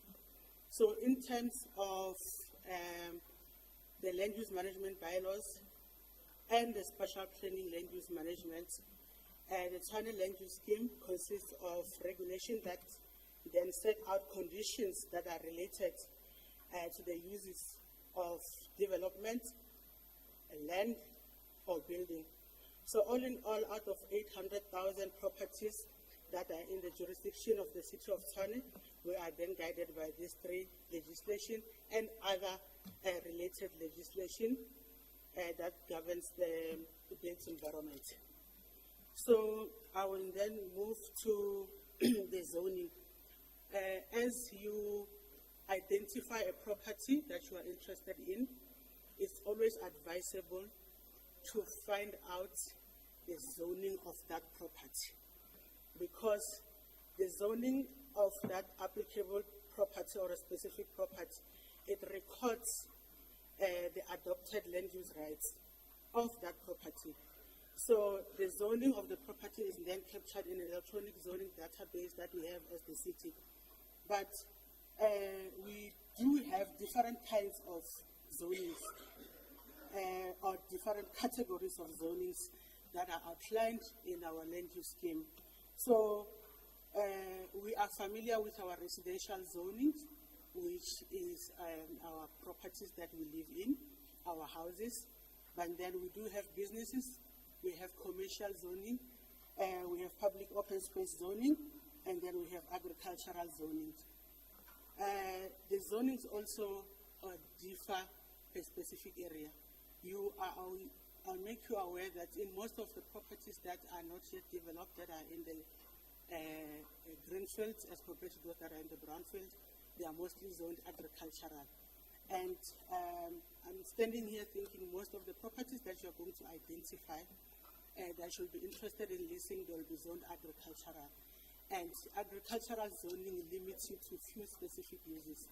You will then need to obtain necessary land use rights for you to develop such property based on how you envisage the future of the property and the interested use of such properties. So how do you then get to know the zoning of your property? You can then obtain a zoning certificate, which is a document that provides the summary and the permissible and non-permissible land uses rights of such properties. And for Region 3 specifically, you can then request a zoning certificate at Middlestad building on the 3rd floor. This zoning certificate will then include the zoning of your property, the applicable land use rights, the development controls. This will then include your coverage, your floor area ratio, the height, how many stories are you allowed to go up to. That is also determined by the zoning certificate that is then guided by the land use scheme.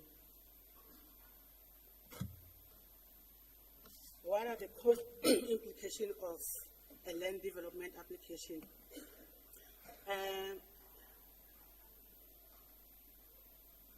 I cannot determine the cost of an application since it depends on the type of an application. What do I mean by the type of an application? As you identify a property and you want to then change the current zoning to speak to what you want to use the property for. So if it's an existing house, then you want to densify and build, in a simple language, rooms, units, then you'll have to either submit a consent use, but most of the time it's a rezoning application. And then in an area that is still a greenfield or that does not even have services, that is mostly outside, but not outside the developed area, urban area, but not outside the urban edge where there are no services, you'll then have to submit a township establishment application. The next slide speaks to the life cycle of a land development application in terms of a Special Planning Land Use Management Act and the Land Use Management Bylaws. So prior to submission of an application, you will first need to go through the process of a pre-consultation to determine if the proposed development is aligned with our regional special development framework and if such property have the necessary infrastructure services and will be able to respond to what you want to apply for. Then you can then submit an application in terms of Section 16 of the Land Use Management Bylaws. Your application will then have to be checked if it's complete, and then if it's completed, it will then be circulated to the internal department, including of your ward councillors, I just mentioned a few, and then your engineering services department, your water, roads, and electricity. That also is to confirm the availability of bulk infrastructure. Then the application will then have also to be circulated to the external departments. These are the affected external departments, like your ESCOM, if the area is supplied by ESCOM in terms of electricity distribution, and any other external department like your SANRAL and your GDART, whereby the application is not complete. There's also a process of how we reject the application, but then we'll just guide you through the processes of how to submit a complete compliant application. And then there's also a process of public participation. So for land development application, you'll then have to put a notice on site with a stipulated timeline as per the bylaws and the town planning scheme. And then you will then have to advertise on the newspaper and then also on the gazette, depending on the nature of an application.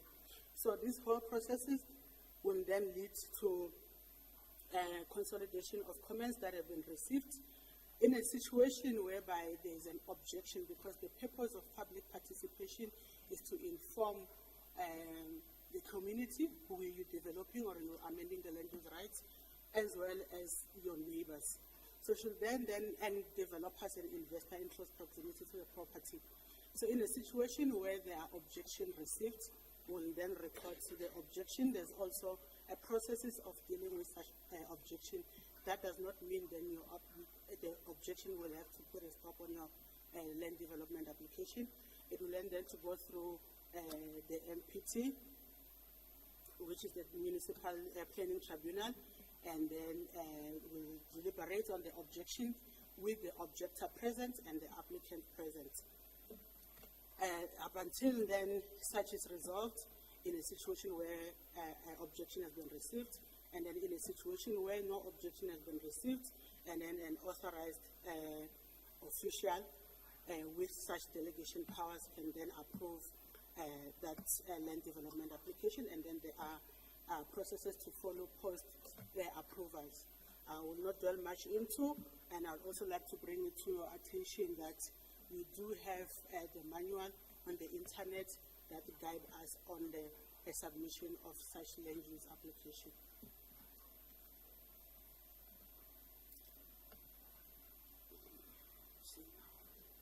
So how long does the land development application take?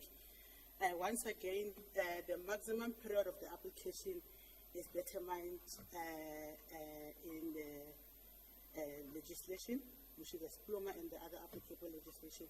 But also, let me bring it to your attention that the period that it takes to approve the application, it depends on the quality of the submission by your appointed professional planner. We do have stipulated timelines in the 3 pieces of legislation that I did bring it to your attention, but we need over to emphasize on the quality of the application that you submit.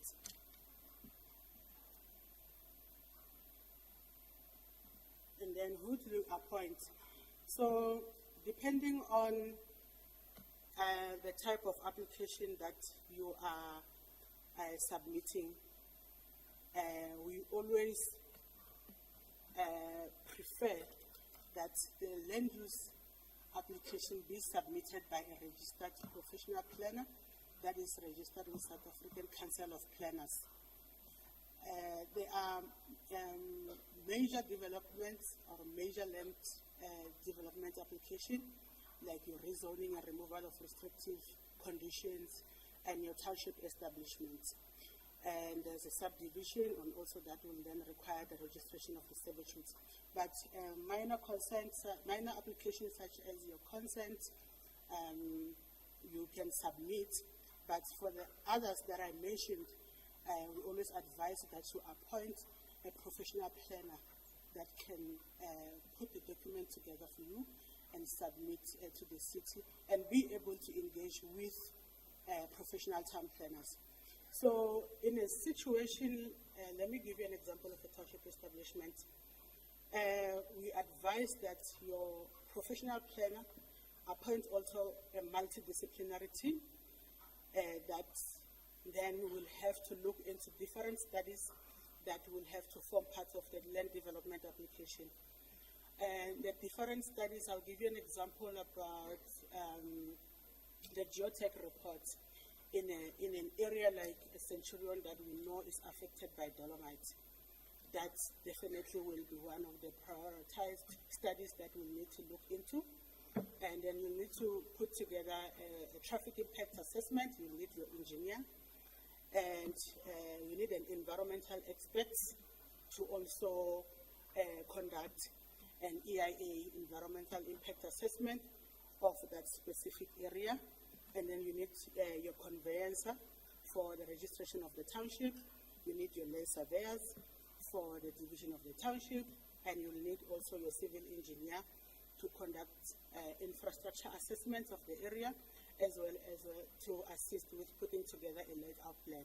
So that multidisciplinary team then comes together and simplify the whole processes by submitting a complete application with all the necessary studies.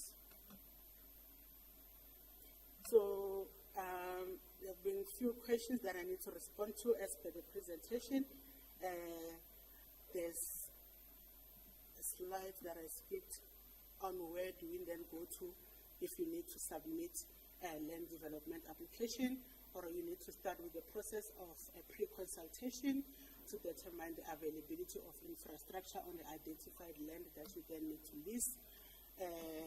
The application process, it's then also, like I said before, well documented. This is a summary on step-by-step in the manual that is in the internet, but also the unit that is responsible for land development application is Land Use Management and Application. We call them LUMA. They are under the division, yes, City Planning and Development, under Economic Development and Special Planning Departments. Unfortunately, I did not prepare a slide with contact details, but we have the Deputy Director for Region 3, who is Ntokozo Zuma. Will then provide information during the engagement, his email address. But the manual that is on the intranet have all the contact details per region within the jurisdiction of the City of Tshwane. So for myself, colleagues, that's the end of the presentation. I'm expecting a lot of questions. I'll stay, and we will deal with the question at the end of all the presentation. Thank you.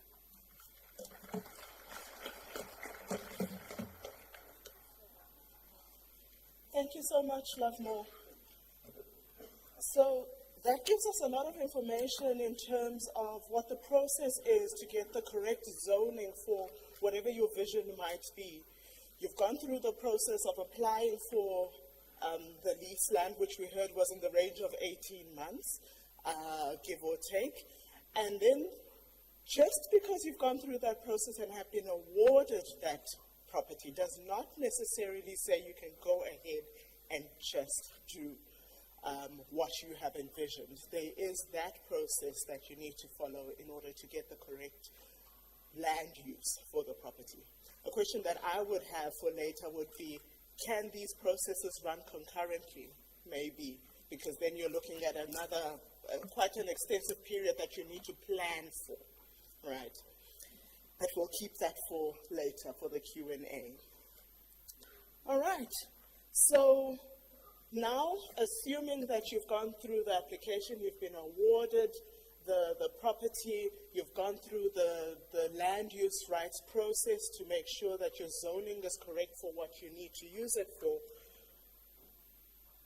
what are your obligations and the consequences of this lease that you have been awarded? So for that, we're going to call up Group Legal and Secretariat to give us a bit of information on what are the implications around the lease that we tie ourselves into with the city. Please give him a round of applause.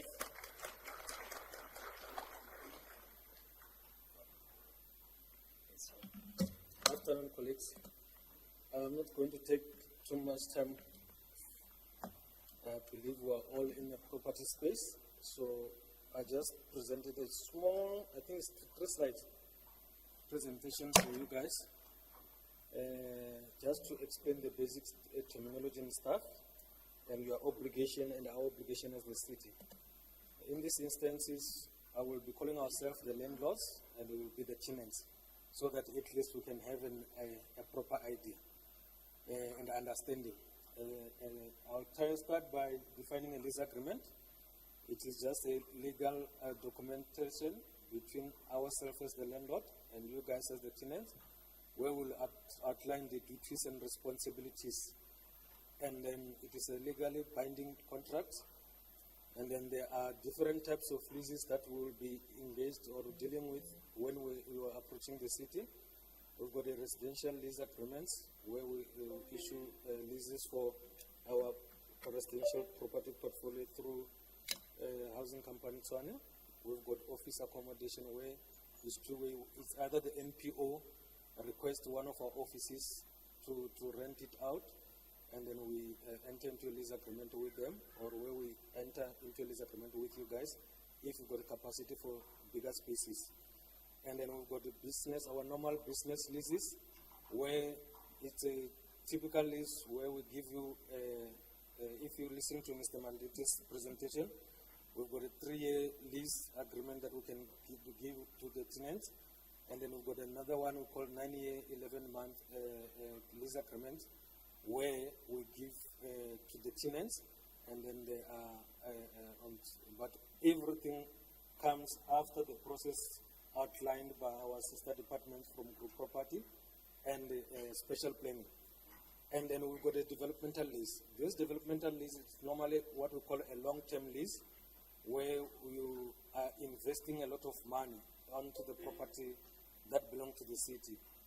The developmental lease normally is from 25 years to 30 years. In other instances, we'll find that it might be 50 years. I heard one of the gentlemen speaking about the issue of student accommodations.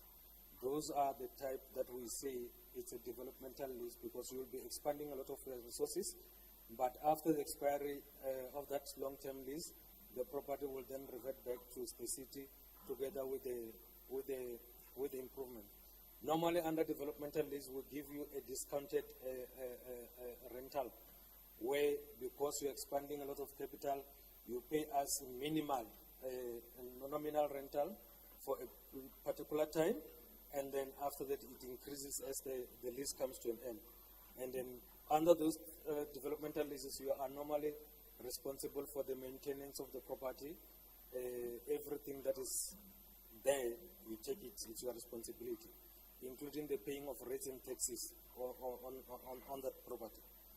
And then we are going also over to the issues of the requirement of the lease agreement. The lease agreement is very simple. It's two people, the landlord and the tenant. The tenant can be an individual, NPO, or a company. And then in terms of company, you need to have a registered, your company must be legally registered. You must have a resolution before you sign the agreement with us. In terms of the NPO, also it must be registered. You need to have a certificate from SARS and Social Development also to say you have been registered as an NPO. If it's yourself, you need to be 21 and above to enter into a legal binding contract with the city. And then the properties you need, that's where the group property comes into. The property that you need to apply for, the one that you want to use, you must be able to identify it. It must have been allocated through the BAC resolution, and then it comes over to us. We draft a lease agreement between yourself and the city. NB, you must always read the terms and conditions of your lease agreement, because if you don't read it, you will sign for something that later on we are going to be fighting over. You check the terms, check the terms of the contract, and then the rental payment, the obligations. For instance, are you going to be paying for, when we pay the rental, does the rental includes assessment rates and taxes or not? Because in other instances, you find that in the lease we say you are going to be responsible for payment of rates and taxes. However, because you didn't read, you only pay the rental amount. And then when we come to switch off, because you are owing rates and taxes, that's where you will be fighting with us. So it's important that you read your terms and conditions, and then if you don't understand them before you sign, feel free to approach group property or legal so that they can explain the terms and conditions of the lease agreements to you, because that's where normally the issue starts happening. And then, yes, like I said, the fixed term is 3 years, 9 years, 11 months, or long-term lease, depending on the type of the lease agreement that has been approved by the BAC. Then we are going to the duties. Us as the landlord, we are legally obliged to give you a property that you are going to be able to utilize it it must be properly zoned, it must have occupational certificates, electrical compliance certificate, and it must be in a good working condition so that you can be able to operate from that property. You are going to use that property for a particular purposes that you want it to lease for. For instance, if you want to run a crash, it's going to be crash only. You cannot say crash/pub. It's not going to work. Because we also need to check the areas where that particular property is situated. For instance, you cannot operate a pub 500 meters from school premises. We know it's happening, but it's not allowed in terms of the law. So we need to have those type of agreement. And then we are responsible for the external maintenance of the property. That your roof, structure, everything, even electrical compliance. That's why we need to give you electrical compliance certificate. However, as the tenant that you are operating on the property, you also have a maintenance obligation on your side. We'll come to it later on. As the landlord, I'm also allowed to come and inspect the property, but I must give you reasonable notice. The reason for inspection is firstly to check that you didn't sublet the property without my consent. You are using the property for the purposes that it was leased out for. So if you find, but they will notify you and they will arrange a time. Not everyone, only those people from group property will come. And obviously they will give you the name of the person who's going to come so that we avoid a criminal element creeping in. And then after the property has been given to you by the city, then you can start operating. You will open your water and lights account. We will send you to finance to open a rental account where you'll be paying your monthly rental accounts every month. Please keep the receipts for your monthly rental accounts. And then there's a deposit. In other instances, you might be forced to pay deposit, but in others, you might not be eligible to pay deposit. So if you pay the deposit, please make sure that you've got the receipt so that when we terminate the lease agreement, we'll be able to refund you your money back. And then the duties of the tenant is simple: pay rent on time, use the property for the purposes it was agreed for, take care of our property, you do the maintenance, your window, the front, the waters and the sewer, where you open the water and clean it. Please make sure that it's in running perfect condition. You don't need it to be clogged. Those are your responsibilities as a tenant.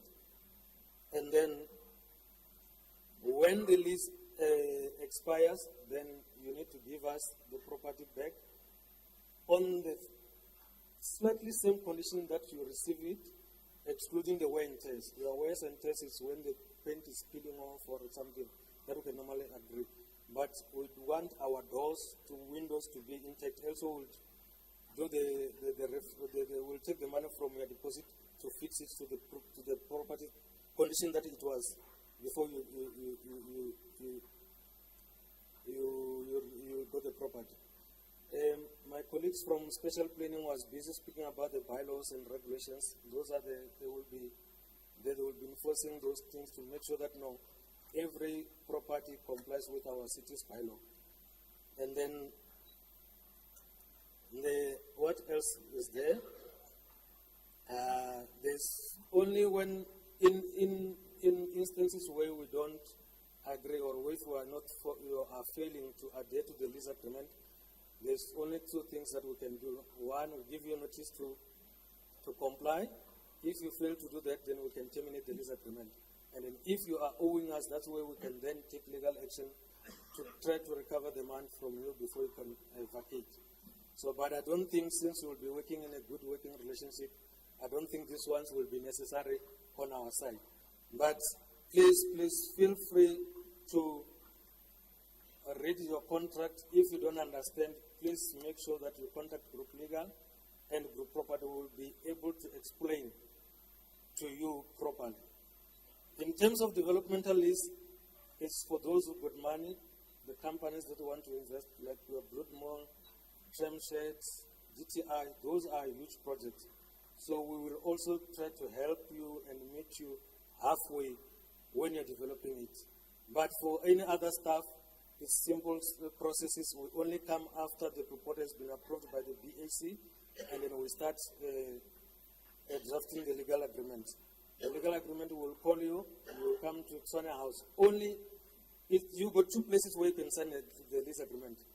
Here in Tswane House or in Oratsa. If somebody calls you and says, let's meet in a restaurant or something, no, it's not Street of Tshwane. And then you will be given, it's a 13-digit account. It starts with 331 or 3310. That's the account that you must pay your rental to. It is with our finance department. It's called Sundry. It's called what? Sundry dot? Yeah, but it's called Sundry. It's there at Media Start. I think it's the 11th floor or 10th floor. That's all. Thank you very much for listening to us.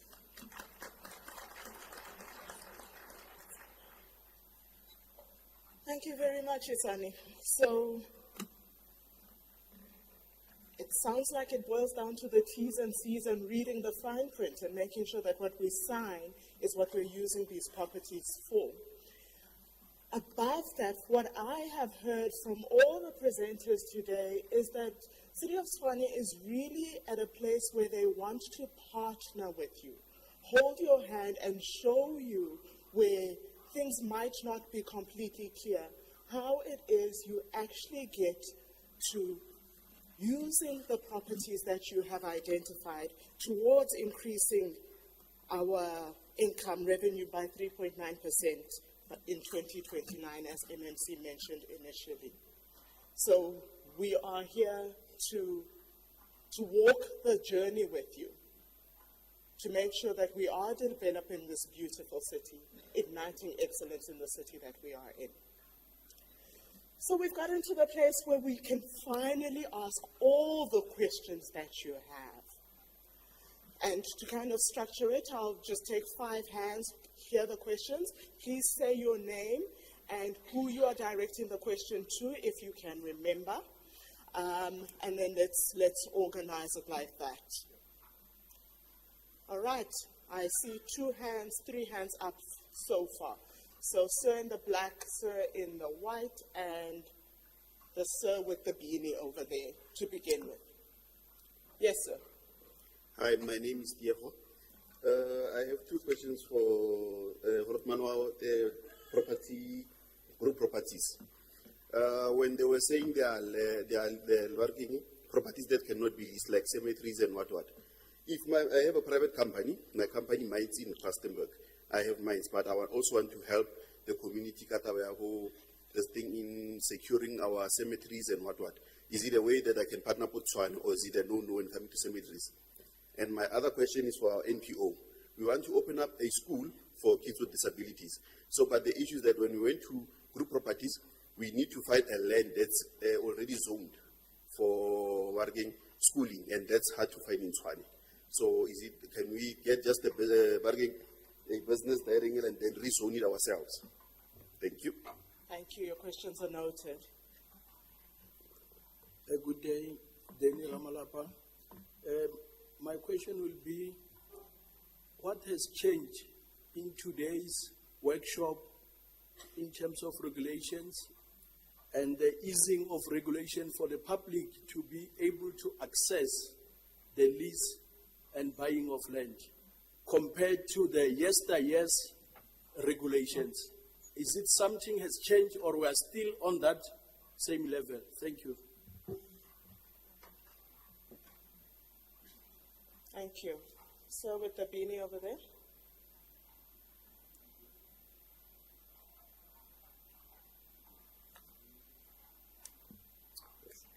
Good day, my name is Desmond. I would like to know, my question, group property management.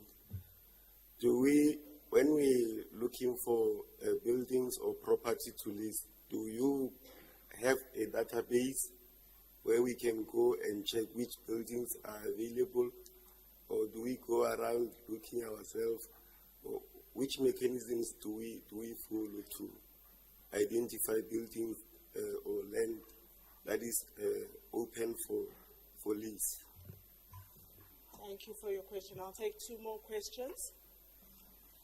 So, I've noted you, sir, with the black cap, and then I'll come to you with the white shirt, sir.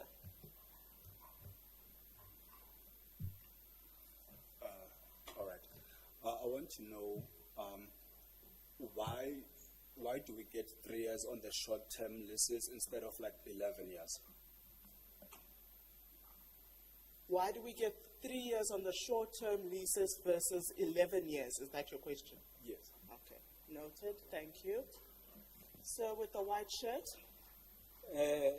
Through you, Chair, thank you for this opportunity.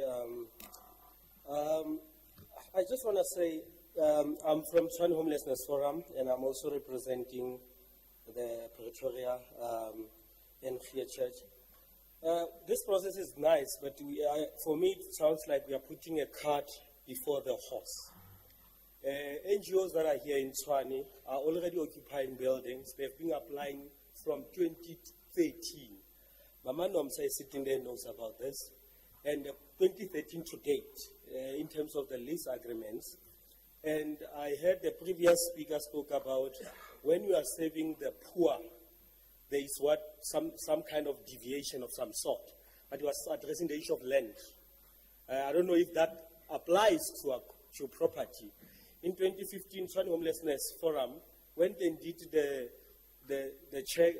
count of buildings that belong to the city that the city did not even know about. To say these buildings belong to the city, can we partner? I love the word that you are using as the city wants to partner with us. And I hope this partnership is not the partnership that we had with our previous parents, where the husband says everything, the mother must just shut up and they do what the husband is saying. I hope it's the equality of the table. But for me, the question that I want to ask is how long does this, right now NGOs in Tshwane are stressed because now applications from the province that is funding the NGOs in Tshwane is the leading in terms of homelessness. And applications will be online. Obviously with the lease agreement and the zoning, NGOs in Tshwane that are serving the community of Tshwane, their voters, will be the ones suffering while they are the ones that are leading. I'm just asking, I think the previous person asked a question in terms of what measures are put in terms of this red tapes. It's nice to speak about the process that has a lot of red tapes. You'll go from pillar to post while you want your thing. And another thing, this is the last one.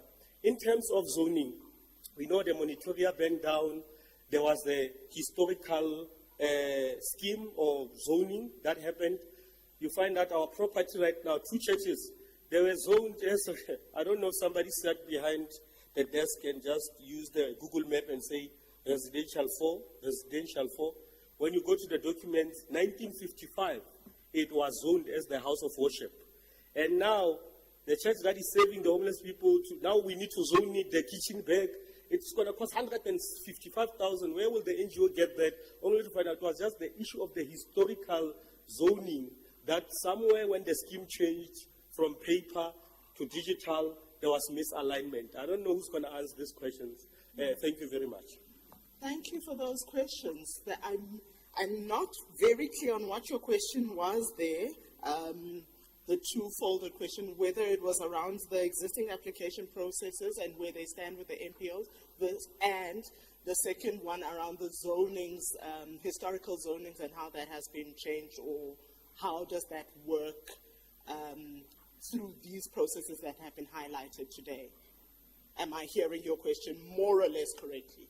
In terms of the one for zoning, when zoning happened, the scheme changed. Let me use the right term, even though I'm not working there. There was from digital to paper. This property in 1955 was with the old zoning, a place of worship. When zoning changed, it was now changed to residential 4, which has its own requirements. I believe we are all here because we want to comply. But now, for that to happen, we are the ones supposed to pay, but it was a mistake of the city, if I were to say that. 150 for zoning it so that we can have a food certificate. I don't know, if my question is clear. That's what I'm asking. Thank you. All right. Thank you. So most of the questions that were asked are towards group property, within economic development and spatial planning being this last one. So group property, those questions again, there was a question around securing a cemetery, which was initially said cannot be used as properties that can be leased from the city or sold to the city. The second question was around,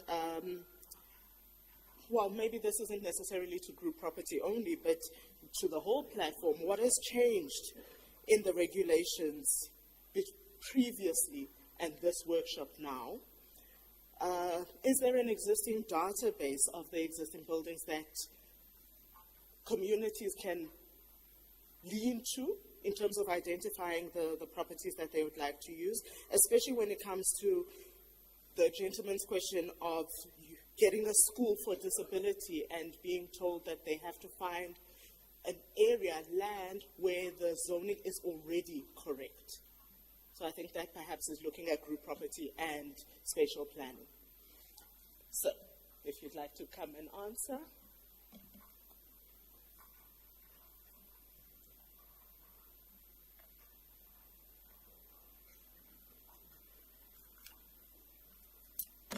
Thank you very much, Program Director. I've picked up 6 questions which are relevant to our department. First of which is the question relating to the securing of cemeteries. Cemeteries, as I mentioned, are not available for lease or sale. But there was a mention of adopt a spot. I believe that can fall within that program of adopt a spot. But you are not entitled to use that land, to manage that land, and to operate anything on that land. Which means that if the intention is just to secure the cemetery, it will only be to provide security. But you won't be able to manage, you won't be able to use that land. Because if you do either of the two, then that's where the process of Regulation 34 comes into place. But then the land is not available for that process. I don't know if I've answered that question enough. Then question 2 that I picked up was a question related to the availability of land already on the database, because the indication is that mostly the already zoned land is not available. Okay, on this one, we normally prefer that people go out and identify land. And then if you come with a land that is not properly zoned, the option that you have is to rezone that land to the appropriate zoning. So we are not restricting that kind of land just because it may be zoned educational. And then you can't use it for the purpose for which you want to use it. If it is available, then you've got the option to apply for rezoning and rezoning that land to the appropriate zoning. So the question, the third one, the difference between previous legislation and the current legislation applicable for acquisition of leases or sales from the city. Actually, from where I'm sitting, there is no difference, because before 2004, the applicable legislation was the local government ordinance, which was made in 1939. According to that legislation, you still had to get council to approve the alienation of land, whether it's a lease or a sale. That requirement was there in that legislation. So I'm not sure what the process was used, whether it was used within the lines of that legislation or not in the past. But all I could find was that the legislation actually provided that approval must first be obtained from council. And then post 2004, I think it was from May 2004 when the MFMA came into operation, legislation provided clearly that council has got the authority to decide whether to alienate land. And then there were other legislation that were passed under the MFMA and the regulations, which includes the supply chain management regulations, which now guides us on the process we must follow before we can allocate land to someone. We've got also the Regulation 34 of the Municipal Asset Transfer Regulations, which prescribes to us the first steps that we must take to go to council before we go to an open tender process. Now, what I will say on the basis of that question is that legislation has never changed, actually. Maybe the practice is the one that has changed. But in case the practice was different from what legislation was providing, then it means that practice was not in line with legislation. On the following question, do we have a database for properties available? Actually, we do not have a database. We expect members of the community to identify land. When they identify land, they will come to us and say, I have identified this land. And then this is what I want to do on the land. It's the process that I was explaining that we do on Wednesdays, consultations that we do on Wednesdays, or you can do it in writing by submitting to property applications at tshwane.gov.za. Or now you can go to the regions to make that inquiry. So we do not have properties available on the database, which you can say, here are they.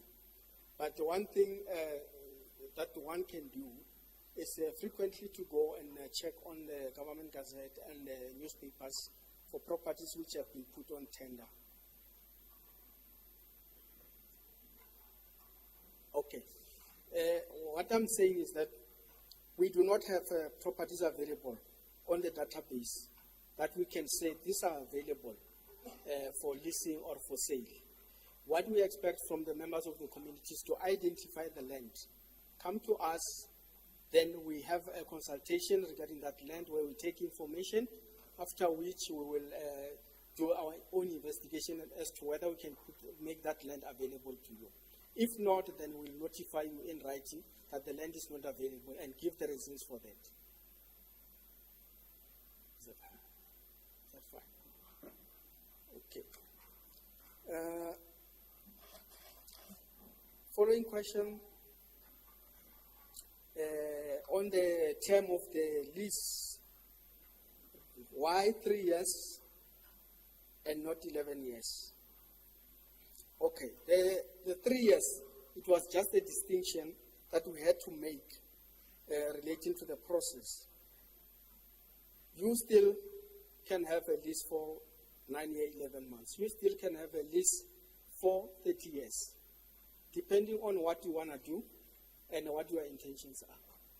3-year leases are normally short-term leases that we give to government when they want land maybe to prepare for preparation services, or for construction companies that come for the purpose of using that land for a shorter period. But if you need more time, like 9 years, 11 months, you can get that. Now, the distinction between a 9 years, 11 months lease and a lease for more than 9 years, 11 months, it's a legislative distinction. 9 years, 11 months, it's a lease that cannot be registered in terms of a notarial deed at the deeds office. But a lease that is more than 9 years, 11 months, it may be registered. But the purpose of registration is to protect you as the lessee, so that your right as the lessee comes first before all the other rights. In law, we call it limited real right.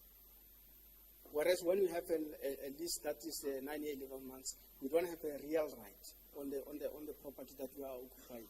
But once the period is exceeding, provided you register a deeds office, then you have preference right for whatever is going to happen on that land after you sign that agreement.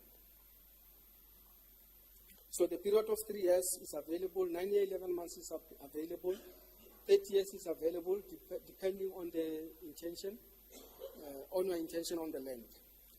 I think the last question was based on the land that is already occupied by NGOs. And then the cry is about the process having red tapes. We actually do not determine what the process should be. It is legislation that determines what legislation should be. The process might be slow, and at most, yes, we understand, it is preventing many agreements from being processed quickly. But what I can assure you is that we are working on that, and by all means we are trying to get the process to be quicker than what we are doing now. So for those that have occupied and have got no leases, the process is still the same that you still have to follow. If you made applications, please regularly follow up with us. Because in the recent previous weeks, I've learned that many people came in and complained that we since submitted our application 3 years ago. Then when I check, there are certain things that we were requiring from maybe the applicant, but he was not available. And then maybe the contacts have changed. So my wish will be for the community, if you applied, come to us regularly, ask how far is the process. It might be cumbersome, but it's necessary, because my experience tells me most of the matters that have never been finalized was because we never had regular inquiries on them. And they normally falls on the crack because there are too many. It happens, for instance, I'm attending to a matter today, or maybe now. Immediately I finish this, or maybe I finish a consultation with you. Somebody else comes with another problem. All I will have to do for the whole day is make notes on what is happening, or what I need to follow up. One of them might fall on the crack, and if you are not coming forward to ask for the progress, I might forget it forever. So I'm asking, we work together, you come forward. If you have applied and then there's never been any progress, then we'll see where the problem is, and we'll start fixing from there. Thank you.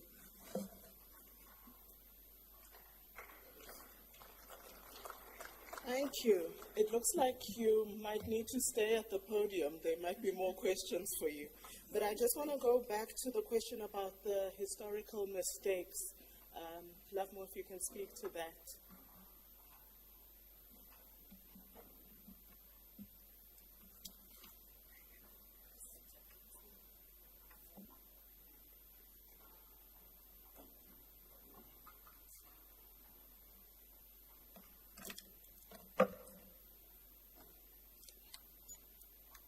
My good sir, I'm tempted to say it's error and omission, but I suggest you take my email address and send me the property description and all the documentation and records that confirm the property was previously zoned as a community facility.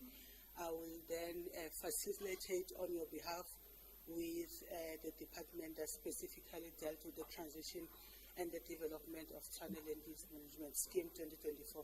If that's okay with you, I'm trying to check on the gentleman, but I can't see him. Yes, but it's fine. I'll share my email address and then we will facilitate on your behalf. If that's okay with you, Answer?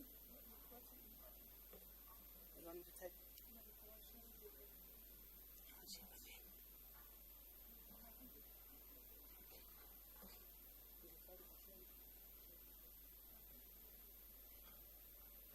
Okay.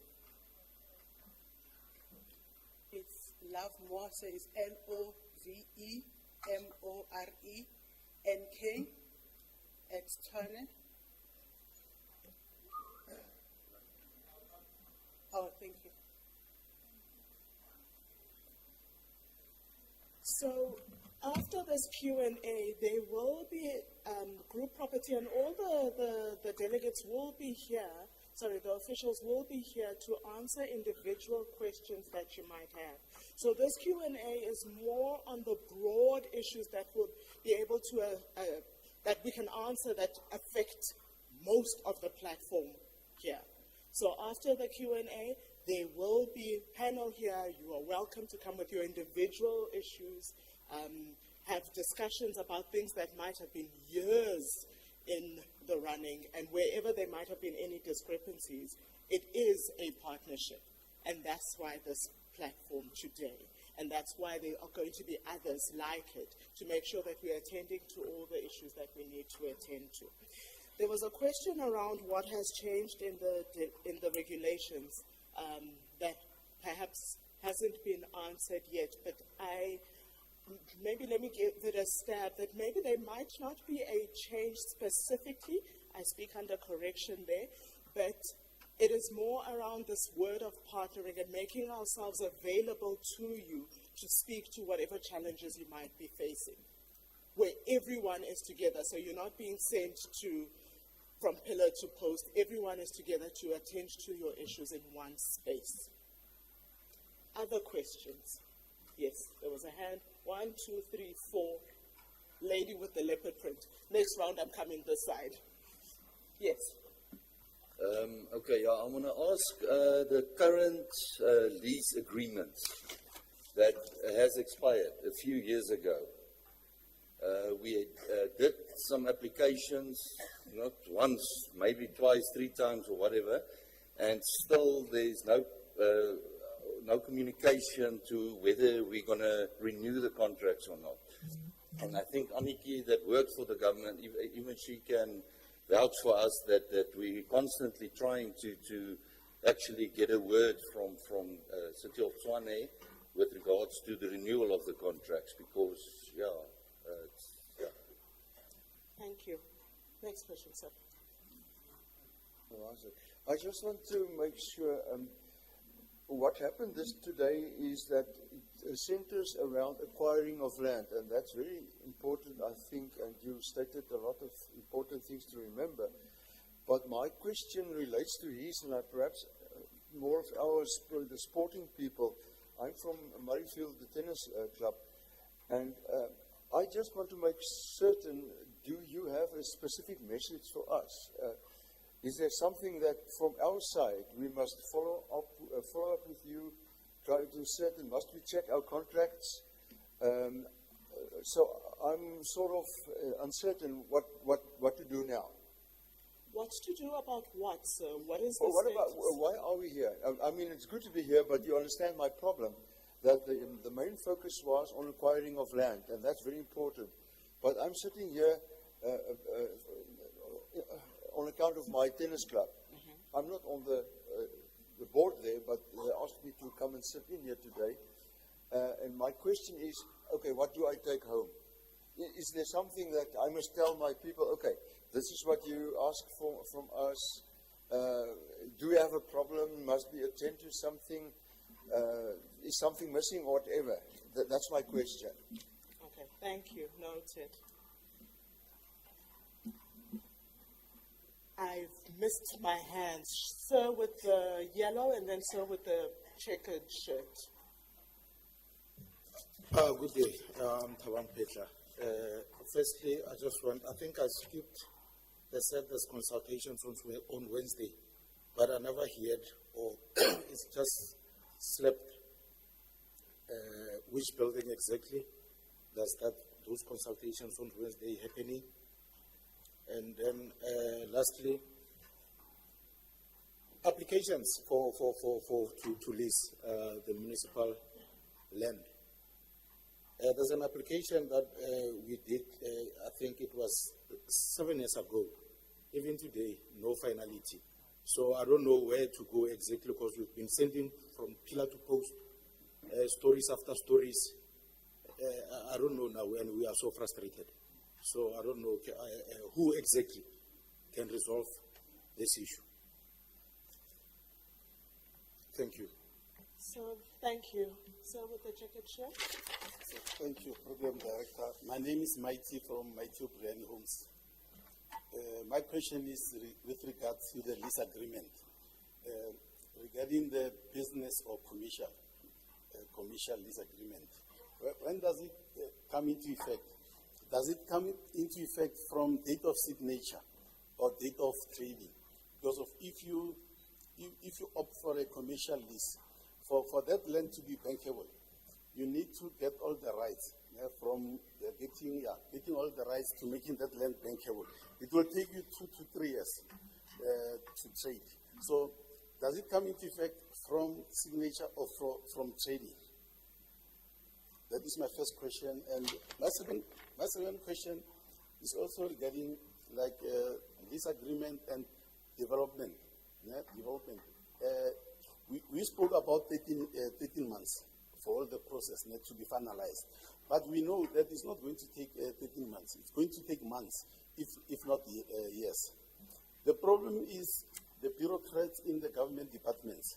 In our case, in the city of Tshwane, these people are loyal to themselves. We have, I'm a developer, and I employed the professionals like your land surveyor, town planner, land surveyor. And these people, a process that is supposed to take, say, 6 months, 8 months, it takes months, yes. And if I want to escalate it, they say no. They refuse me to escalate it because of it will impact on their job. This is their bread and butter. And there's an unwritten rule amongst them that you don't have to report these officials, because once you do that, that will be the beginning of your problems. Your documents will start getting lost. You see? So what are you doing about it? Because we didn't talk about addressing the red tape that we are faced with. You see? The city is making it undesirable or unattractive to develop land because of the red tape, the process that it takes. It depends on their mood, how long your process is going to take. So I need us to address that thing, you see, to address that issue of the red tape or the government bureaucracy. That is my second question. And my third question is, when you apply for rezoning, you are supposed to pay for bulk service contribution fee before you can apply for rezoning. And to me, it doesn't make sense because of your application, your rezoning can be declined, and you have paid the bulk service contribution. So it doesn't make sense to me why we must be compelled to pay bulk service contribution before our application can be processed. And my last question would be... Sir, I think I must give others a chance. My last question. That would be my last question. I've lost your audio now. Oh, sorry. We spoke about a township register or township establishment. 30 years after democracy, why are we having townships that are not registered?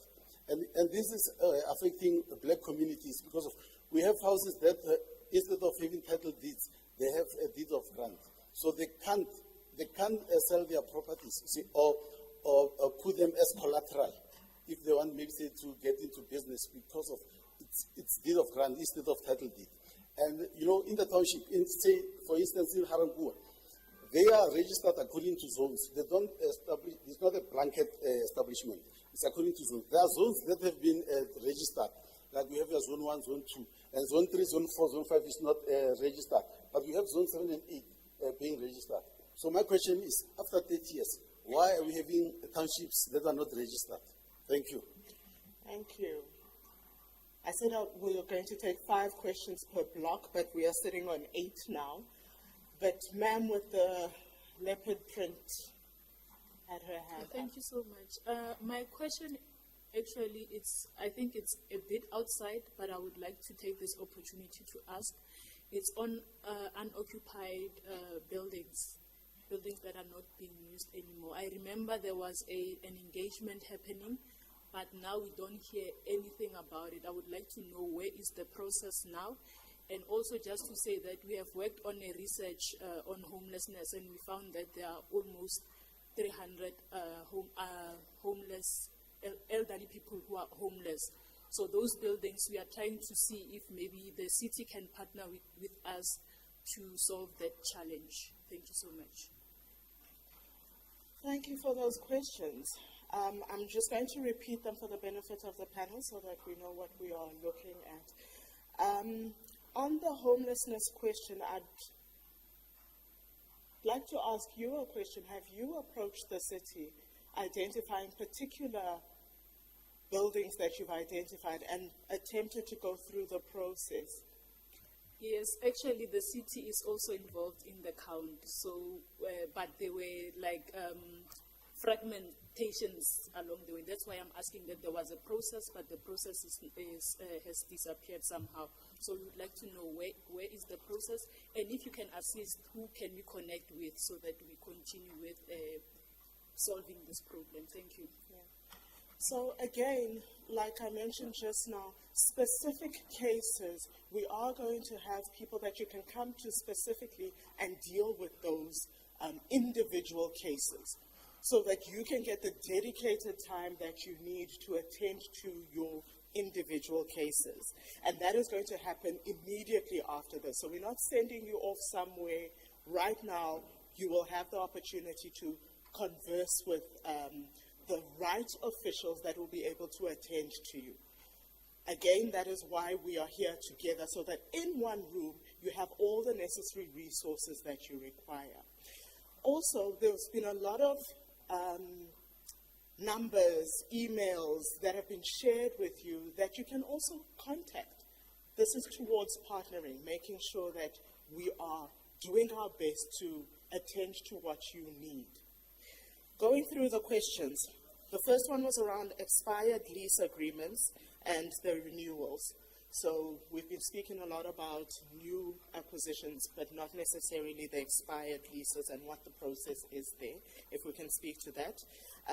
Those from the tennis courts who are already established and assuming already have lease agreements, everything is in order, what is it that's being looked at for them, or what are they to report back on? Consultation on Wednesdays, and which buildings does this relate to? I'm not sure if this is for this platform. Okay, we've got someone who's going to answer that.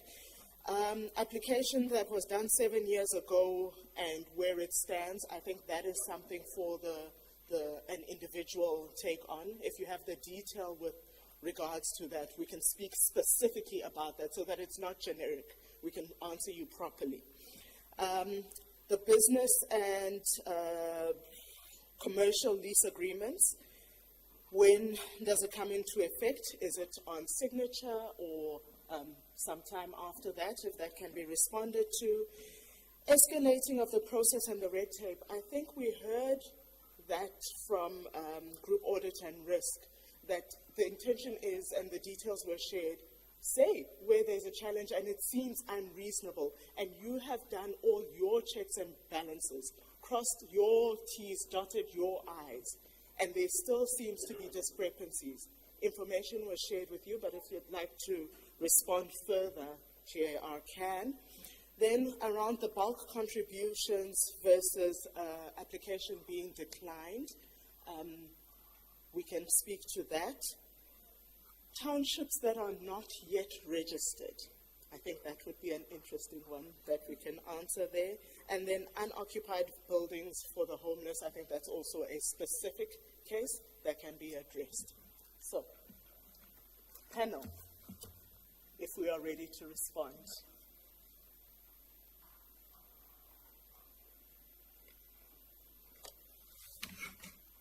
Thank you again, Madam Program Director.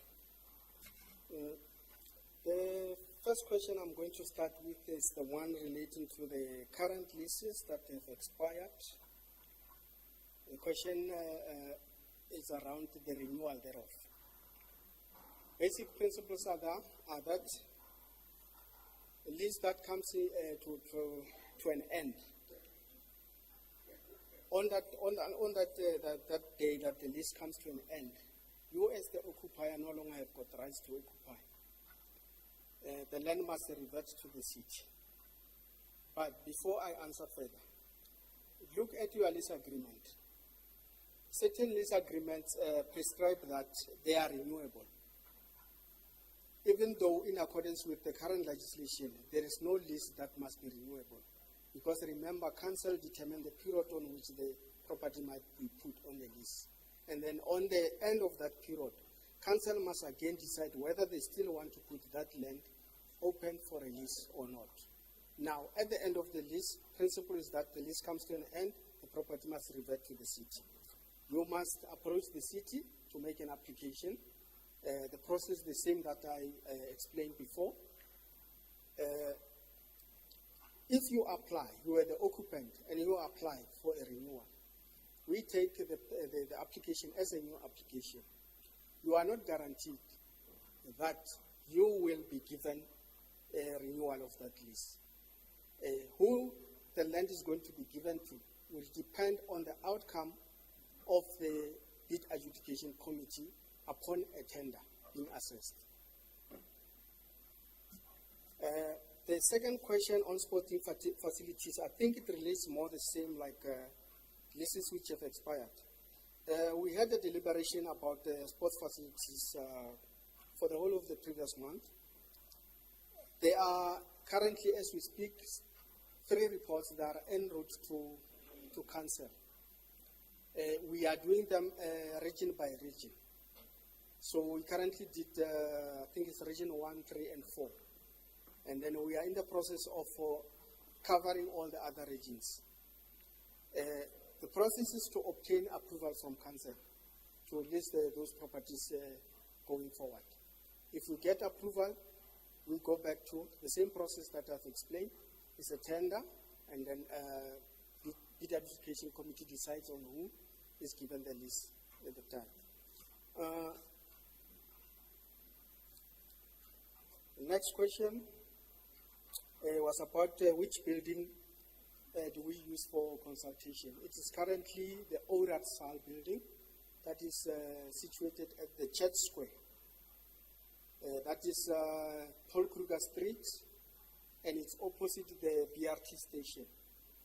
If you are looking south, the building is on your right of the BRT station.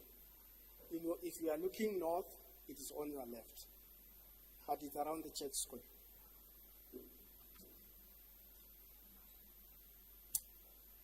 And then an issue regarding the applications that were made 7 years ago. I think this question relates to the previous one that I answered, that we are asking people to come forward, make us aware, so that we can be able to help you. Next question. Business leases. The time of commencement of a lease. Normally a lease commences when you sign it. Or rather I say, there are 2 parties in a lease. The first party will sign. When the second party signs the lease, that's where an agreement is concluded. And normally that's when the lease commences. But there are situations like those that were explained by the person who asked the question, that I'll be having a lease that commences today, and for the whole of the next 3 years, I'll be busy trying to get the rights on the property correct. It is true, that is true. And we've got an option during negotiations of the contract. And what we did is, now that we have notified the problem, we are asking for council to authorize us to give a period of 3 years from the signature of the agreement, within which you must complete your development. If you fail within that 3 years to complete the development, we've got an option to cancel the contract. But if there are justifiable reasons that you can show the reason why you didn't complete in 3 years, we normally request that we give you an indulgence for maybe a further 3 years to complete whatever you haven't completed. So make sure if you have an offer for a lease, put those on the table when you negotiate the agreement, so that they can be brought into the agreement.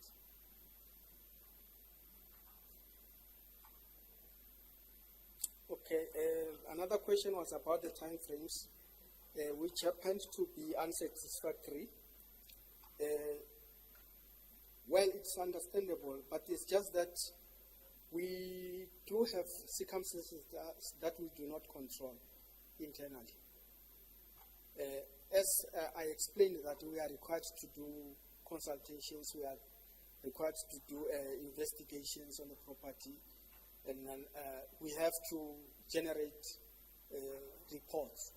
And the generation of those reports is not a generation of maybe 5, 10 reports. It's many reports that we have to generate. It might seem simple that 2 people came to make an application, but we still have 15 people who made application last week. We've got maybe 10 who made application through the emails. So it's a lot of work for the resources that we have now, which is why we put 18 months as the reasonable period within which we can finalize the process. Question 7, on township registers not open for a period of 30 years. Indeed, some of them are not open for a period of 30 years. And I believe our colleagues from other departments, as they are involved in this, might be having the answers as to why. But from what I've experienced from since I joined Tshwane, is that some of them have got land ownership issues. A township is established on 2 portions of land which belongs to Northwest Department and Gauteng. At this office, you cannot open a township register on a property, a township on 2 parcels of land that are owned by 2 different people. One must transfer to the other, or you must subdivide that township. So this is one of the issues that I found through my stay in the city of Tshwane. Others will be when a township is approved, it is approved with conditions that as the township applicant you must comply with before a township register can be opened. Now you find that some of the conditions have not been complied with. For instance, you might find that there is no water services, or there's no sewer, or there is no stormwater services. Now in that case, you can have a certificate of compliance signed for the purpose of opening a township register. So this issue is not a property issue, it's actually a municipal issue, which needs coordination from all stakeholder departments to ensure that this process are finalized. Again on that, we had a meeting, I think it's 2-3 weeks ago, but it was not relating to townships, but it was relating to subdivisions and consolidations which have not been completed.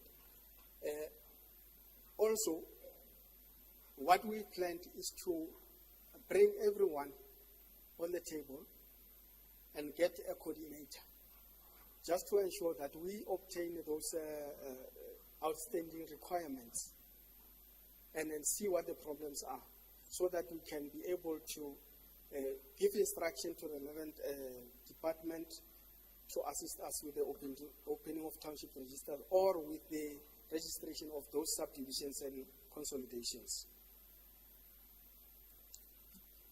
Still on that question, there was another question added to that, which related to the people who are in possession of deed of grants who cannot transfer their properties. That statement actually is not correct, because a holder of a deed of grant can go to the deeds office and transfer their property. There is only a difference in the process that you use to transfer that property. With regard to a property that is in a township that a register has been opened, you use a deed of transfer.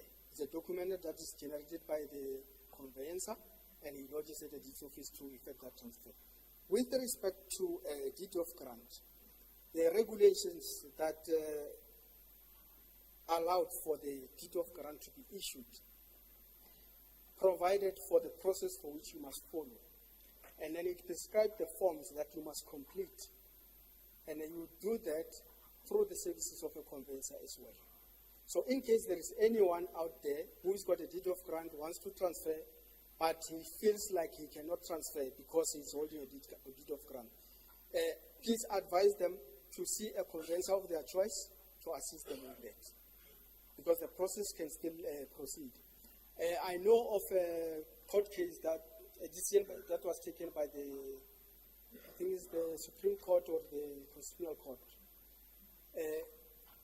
following the repeal of those legislation that relates to the issuing of deed of grants. After repeal, no government is allowed to issue new deed of grants.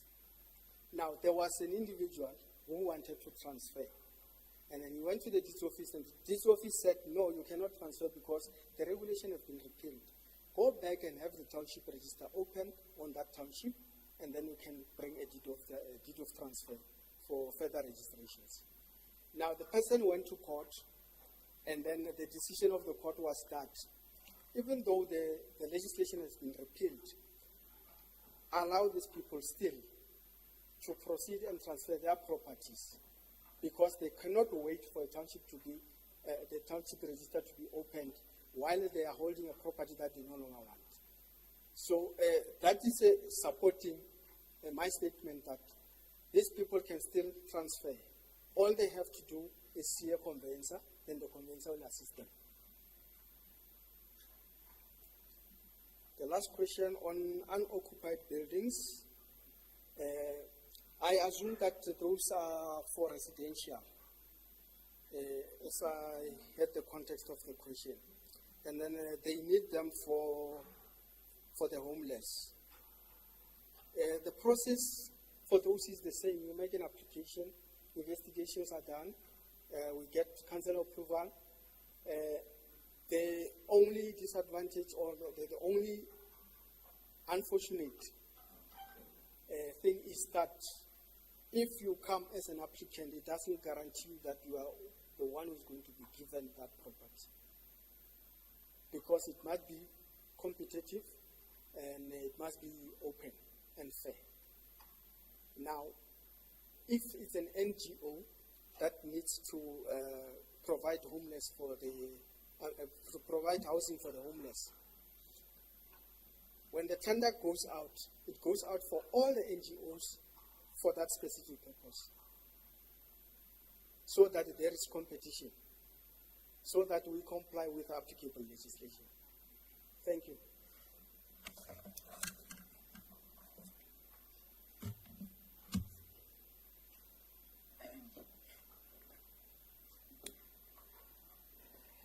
Thank you.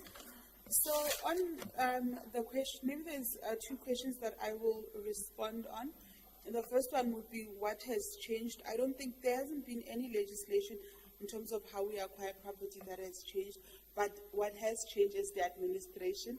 As this multi-party government, we are pushing for a government that is transparent, that is accessible to the community and to the residents, especially when it comes to land, because land is such an emotive process that given our past, we've got the colleagues here from the tennis clubs. Already they've got leases that are existing, whereas we've also got another side of our residents that are trying to get into the system, that want to have leases. So it was very important for us to have this workshop, because you've got people that have been sitting with leases for some time, even before democracy, and are now sitting with those leases. Some have expired, and we want other people to come in. So when you read your lease agreement, it does tell you what the options are. You've got an option whether to continue or you allow other players to come in. But what is also important, and I think legal touched on it, is that after your period of lease has come to an end, whatever you have done on that property is now ceded to the municipality. Whatever alterations you have made will now belong to the municipality. And what is important for us is that, and especially for this multi-party government, is that we need to have new players come in. There must be transparency, because what the officials were presenting is currently what is the norm, that the system, we don't have a database of the properties. People must come from wherever they are and say, I've seen this piece of land is it municipal land? Can I lease it? What can I do with it? What is it zoned for? We want to change that. We want to have a system that is automated so that you don't have to be sending emails without a reference number. Then you sit for 7 years without information. That is what we are going to change. And this is part of the first steps that we are taking to understand exactly from the people that are affected. And that is why we had to have this meeting. So it's not a talk shop. It helps us to understand the frustrations that you are facing at the moment, and when we make, so that we can confirm, are we making the right decisions? And part of, when that question came out, do we have a database? It's one of the discussions that we have had, that our residents don't have a way to say, I want to apply for an ECD. Which ECD centers are currently available? Which contracts have expired? Which leases have expired? How can I apply? So all of that we are working towards automation. And with automation, it's going to lead to a lot of transparency, because we can all agree that the whole process of leasing and acquiring property from the municipality is it was not transparent, and I think it put a lot of officials under a lot of pressure in terms of having the manpower to do that. But this is the process that we are putting in place. So yes, if your lease has expired, you have to restart the process. But also the people that have attended, it's not only about land. There's a lot of things that the municipality owns that you might not be aware of. We've got tennis courts, we've got bowling greens, we've got rugby fields that can be leased out. We've got kiosks. So there are so many economic opportunities within those properties that we have not really explored. And we want you to have access to those things, but you can't have access to things that you don't know about. I'll give you an example. We've got the Hillcrest swimming pool. Right, there is a public pool that is accessible to people, but within Hillcrest, you've got a kiosk there, you've got a tuck shop there. All of that is municipal property that can also be leased out. So it's just, this platform is to create that opportunity for people to know what is readily available. Let us not just confine ourselves, because I know a lot of the other communities, especially in the townships, when you think about leasing, you're thinking, maybe let me do a church, let me do an MPO, let me do an ECD center. There's lots of opportunities. At Sunnyside swimming pool, there's a tuck shop there that you can lease from the municipality. You pay a monthly rental. We want those things to be open, because currently they are closed. We want those things to be open, because when you start using them, you become economically productive, but you also pay the city. It has a multiplier effect in economics, because then you'll go buy stock from somebody else. Then that grows our economy. So there's lots of these opportunities. They are all going to be, it's an HM. I must say this, that it's not going to happen overnight. So we are going to ask that you be patient with us. But I can tell you, on our side, there is a political will to make this process accessible to everyone, to be fair and transparent. And while we are in government, we are going to oversee that and make sure that we are able to transform this part of property, land, and just the whole leasing process in general. So thank you for that.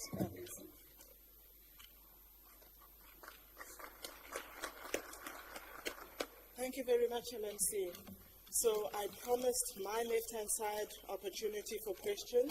This is going to be the last round of questions in the interest of time, and then we'll go into your individual sessions. There was a gentleman at the back who put his hand up with the blue shirt. Yes, sir.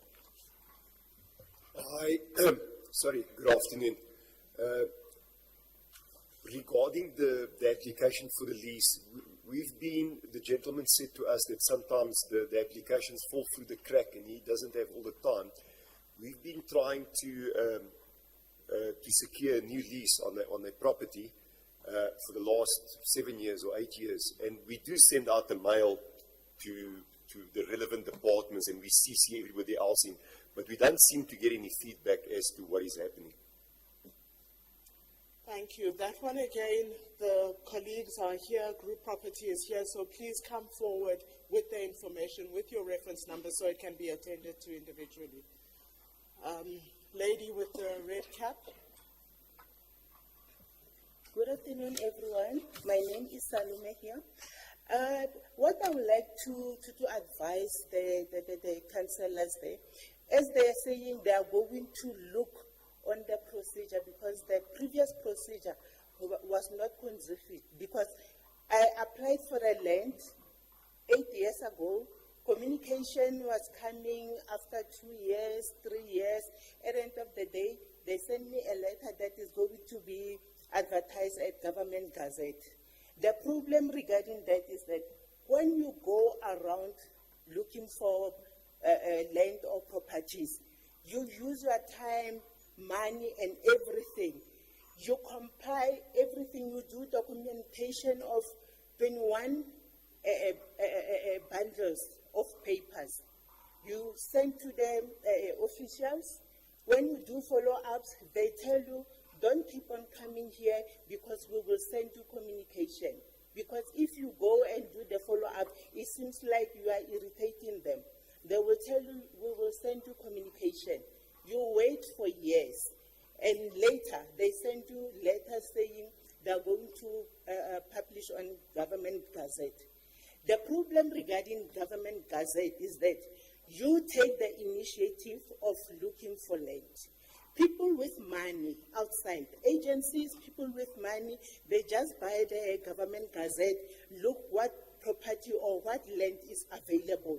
They go and buy and do the higher bid on it. Meanwhile, you from the ground, you did all the work for them.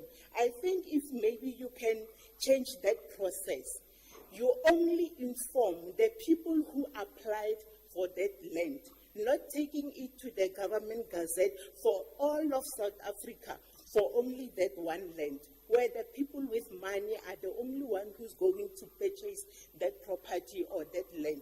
Meanwhile, the people who are in need of that land doesn't have the opportunity to grab that land.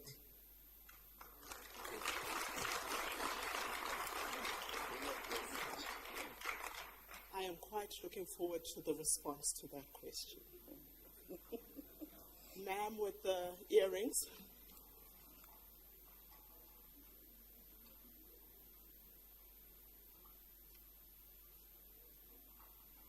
When it's red. Okay. Thank you, ma'am. My name is Grace from Grace Flair Academy. Okay, I would like to follow up on the question of the previous gentleman. He asked about the database of available buildings under group property for the community to access and rent, not the land. When he was answered, the gentleman spoke about the land, they identified the land, but I believe that when it comes to the buildings, they must be on the database. Okay, my second point is that the last presenter spoke about it is group property's responsibility to look after the building. If you are inside, you rent it inside, it is their responsibility to make sure that the building is in good shape. They are servicing it and everything. I fail to agree with him. It is not true. If we can just go and look at Barolak building, it's just next to this building at Johannes Ramokgwase, which is used to be one of the business hub of the city.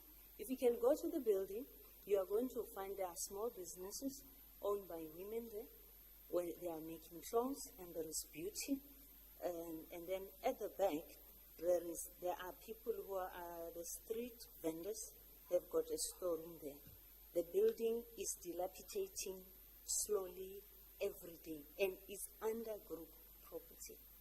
So when you are talking about rent, I say it is not true because I have got a place that I know. And I'm also one of the people who are operating in it. So I also want to say, when it comes to today's meeting, you say you are asking for partnership between the city and the community. And then I heard another gentleman say, let it not be where you are as the landlord, you play boss to us as the community, which is something that is happening. With the problem that we are having with the building that I'm talking about, when you go to the meetings with the city, they ambush you understand? I think everybody can agree with me. When it comes to the city, when they are sitting on their side, they fail to ask this question. They do not want to take a responsibility. As the landlord, you as the landlord, you need to play your role. For me as the business, you can be able to succeed. If you fail to look after the building that I'm in and become dilapidated and people look at it as a hijacked building, and then they don't want my services anymore. And then when we meet, because you are sitting in the city has got power, and then us as the community, we have to just listen to you, and then when we meet, did you pay? Did you pay? Okay, we are not given a chance to say, why didn't you fix the leaking toilets? Why didn't you fix the leaking building? Why are you not sending your people when we are sending you emails to say there are things that are not operating, there are mismanagement on the building? But when you meet with us, there is a thing of, why are you not paying? What am I paying for? Because you are not delivering on your side. You're forgetting that I'm depending on you for my business to succeed. And then we always see the economic development and special plan in our building. Group property, we are not even sure that they know. They know that they do have the building in their database, but they do not visit Barolak building. Can they please walk there? And when we get there, can we have a conversation of a landlord and tenants as people who are in partnership and say, what went wrong? So that we can tell you what happened, because we were not there when it started. Thank you. Thank you very much, ma'am. I think those are more comments. And I think maybe MMC can speak to it in the closing remarks. So thank you for that. Last of questions. Sir, at the very back, and then those two hands, brown shirt, blue shirt. At the very back. Yes, you. Yes, good day. My question is only here. The gentleman at the very back is who's speaking? Yes, The it's one me. with his hand Yes. up, yes. Yes, Mr. Musia from Mabopane. I wanted just to ask about the previous building that has allotted our township, the strong called NWDC, who now have been turned to become a wild elephant. A lot of people are occupying there, unknown people, while our securities are around, patrolling, doing everything, but people are hiding on the same wild building of the previous NWDC, which is in Tshwane, which is in Gauteng. But the question is what? There is this thing that we don't understand it about the demarcation between Gauteng, Tshwane, Northwest. In Mabopane, we call ourselves, we are in Gauteng and we are in Tshwane. But there's still building that belongs to Northwest within our township, within our ward, whereby those buildings are untouchable. You can't do anything, you can't touch them, but they've got people who are occupying them, unknown people, where there's so risky people have got died, killed by unknown people, and they are untraceable people that cannot be found. So can you say, maybe collaborate on that one of NWC within our ward in Mabopane, because those buildings are no more working, because Mabopane is now surrounded by complex malls. In future, those buildings are not going to work anymore. So the question also is, what are you going to do with those buildings? And why are still belongs to NWDC? Why are not offered to the community, maybe the NPOs or people who are willingly to use those buildings? Thank you. Thank you.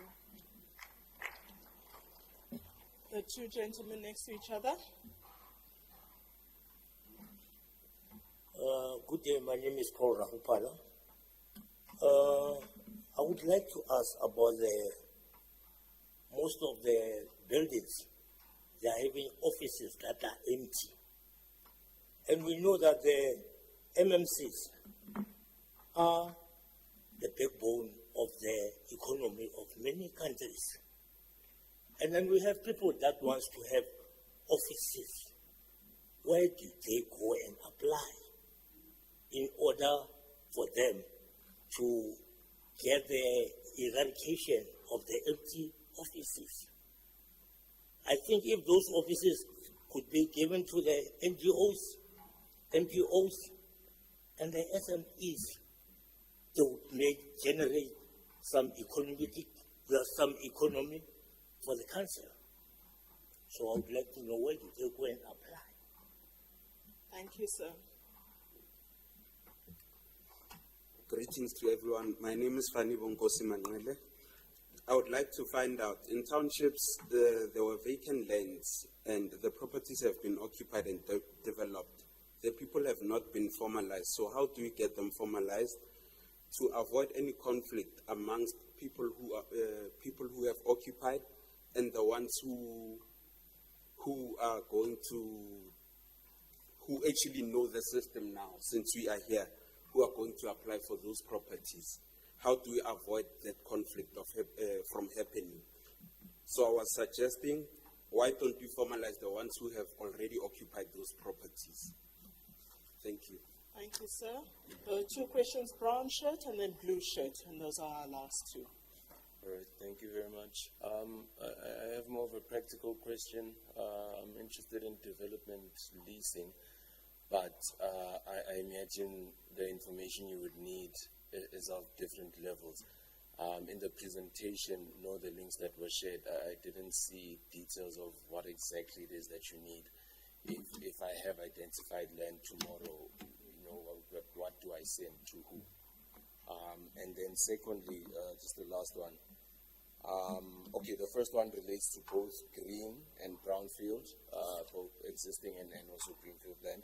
And then the second question is, if you spend cost, an example, eviction, if I spend my own money I've identified a hijacked building, I spend money to do evictions, can the city support me in some way? I don't know, a payment holiday or, I don't know, something. Because I would have helped the city in a task that they couldn't have done. Can I then benefit extra, or should I just, stand back and wait for the city to act? Also acknowledging that at times the city doesn't have enough muscle or encouragement to then act. Thank you very much. Thank you, sir. Sir in the blue shirt. Good afternoon, people. My name is Ben. I've got a problem. 2024, we're here addressing the very same issues, and we're complaining about the red tapes and the longer period that these things are taking. And we are here again, and we are addressing the very same issue of saying my application cannot take 18 months. Whereas you people are functional, there are regions, not everything comes to Region 3. There are responsibilities of Region 3 that the people of Region 3 wants you to service them. And there are matters of Region 2, there are matters of Region 7 and all those. But we are still concerned about the red tapes and the uncertainty of you leadership. Because if tomorrow morning you come back and then you have a different mind, all of you can be eradicated, just like the people that invited us here last year, March. So you people are uncertain, and you are the people that are causing this longer period, and you are the people that are making us to be like there's no service delivery. So what is the guaranteed statement? Because when we vote into power, we want you to deliver the service. We don't want you to come here to fight over your own matters, but forgetting us that we also need to do our services, we also need to grow our businesses, we also need to take care of the societies where we are living in.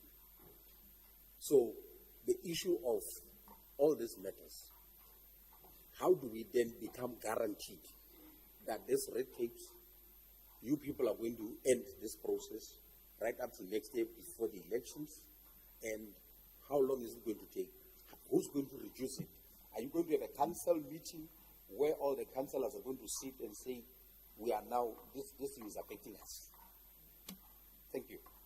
Thank you, sir, for that question. Very last question, ma'am in front with the hat. You had a question.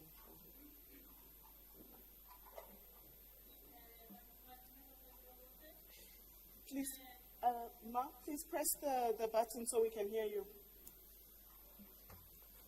Madume batsadi ba botlhe nna ke ne ke botsisa ke a bona le ne le bolela ka di-application so gona yaanong le bulela di-new application and what about the old one so ke ne ke kgopela gore at least go fixiwe ba le bane ba applyile ba kgone go thusiwa before go bulela di-new application tse di tsa di-NPO.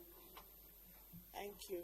And that is why we've got these people, these lovely people here with their computers so that they can help you with your specific issues that is an old application.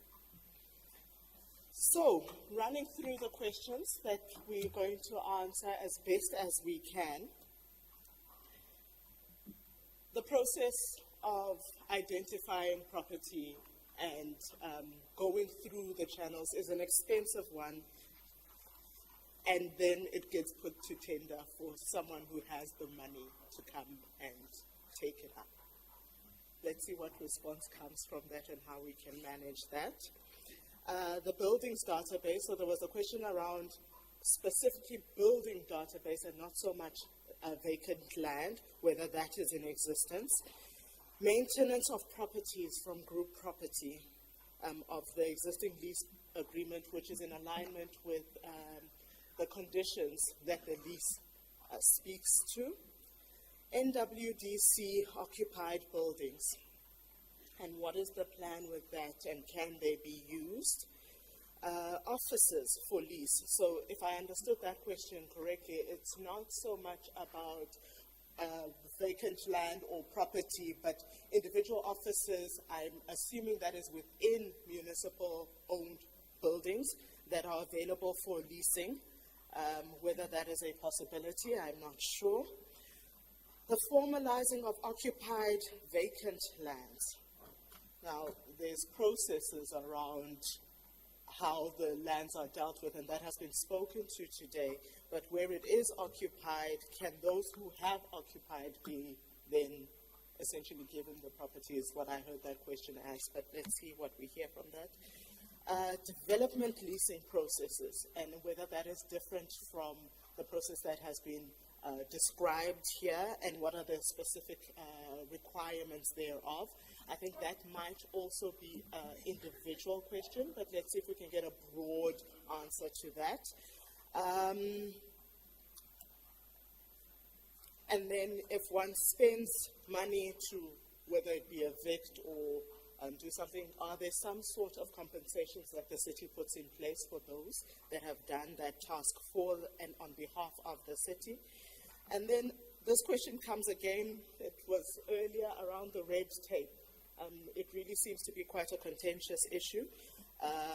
Issues coming from 2024 where the same thing has been heard over and over again, and yet there aren't any guarantees around the red tape and how to go about that, so that we're not sitting in 2026 with the same issues. Those are the questions, panels. Those are our last lot of questions before you can individually be assisted with your questions and before our MMC closes us off for the day. So, who's going to take a bite first?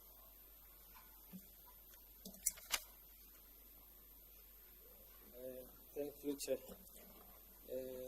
Maybe to address the issue of Baralak, that's why we said it is important to understand the terms and conditions of your lease agreement.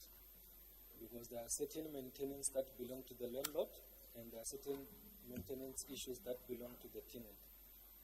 But I can tell you that no, the intended purpose of Baralak when it was leased out is not what is currently happening there. That's why you find that some of the people are illegally occupying the building, and then some of the tenants are not paying the rental amount. Those are the issues and the realities that we have identified, and we are busy working on it through economic development and special planning. And the reason why you don't see group property there is because that property has been officially handed over to economic development to manage. That's why if you check also the rental, you were paying minimal rental compared to the other space that you can get in town.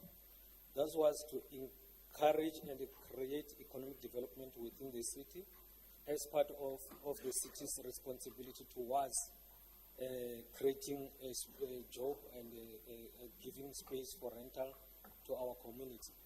So I think what will happen is group property and economic development will come and visit you and address your issues.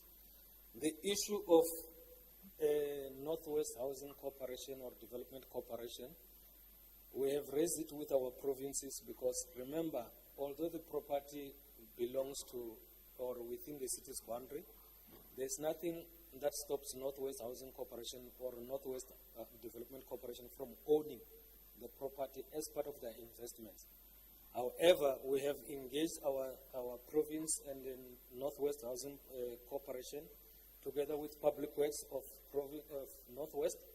We are busy formalizing the handing over or the transfer of those assets from Northwest Public Works, Northwest Development Corporation, and Northwest Housing Corporations into Gauteng Province, and then after then they will be transferred into the City of Tshwane's name.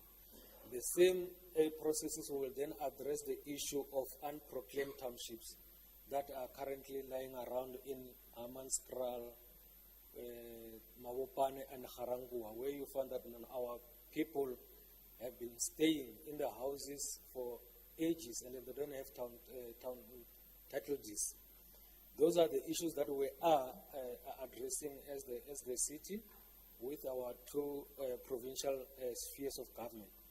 We will, when we have finalized the whole process, we will issue communication through the Speaker's office and your relevant ward councillors so that we can have an imbizo and we will tell you what documents are needed to prove the ownership. Because you must remember, most of those properties, they were renting them from Northwest Housing Corporations. So they were still, they still have to give us their asset register, and then based on the asset register that they've given us, then we have to do inspection to confirm if the family that is there on the attendance register is still the same family that is occupying the property. We know for a fact that no, in our people just sell each other the property and they don't change the ownership at the deeds office. You just pay, okay, I'm giving, here's the money, give me the property, that's it. And then that's where the challenge is. We need to do comparison on what they have versus what is happening on the ground. But it's a long-term project that we identified as the city. We've given ourselves 3 to 5 years because if you check, we've got plus or minus 22 townships that we need to do the opening of the township title register, register the general plan, and then do inspection. So we are aware of the challenges. We are addressing it. We will issue communication in the near future concerning that project. And also, maybe to add on top of that is, remember some of the occupants are poor. So we still have to check with the city if we can get at least some sort of funding so that when we do the transfer of the title deed, some of the poor or the indigent, they don't have to pay for the transfer cost. So we still have to discuss it and then with our seniors and our political leadership, and then once they give us the go-ahead, we will inform you guys. The issue, yeah, I think I've addressed the formalization of the township, the Northwest Development Corporation, and then the Baralak. I think I've addressed it. Thank you. There? For formalization of the township. No, that's for group property. I'm doing for legal. They will come. I just asked this to so that I can just specifically lay the foundation. Yeah, thank you. Sir.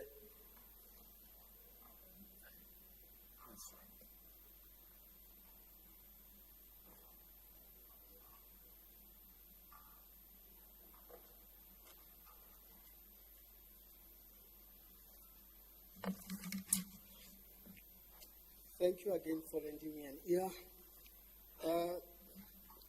Here I'm going to address some of the questions that were asked.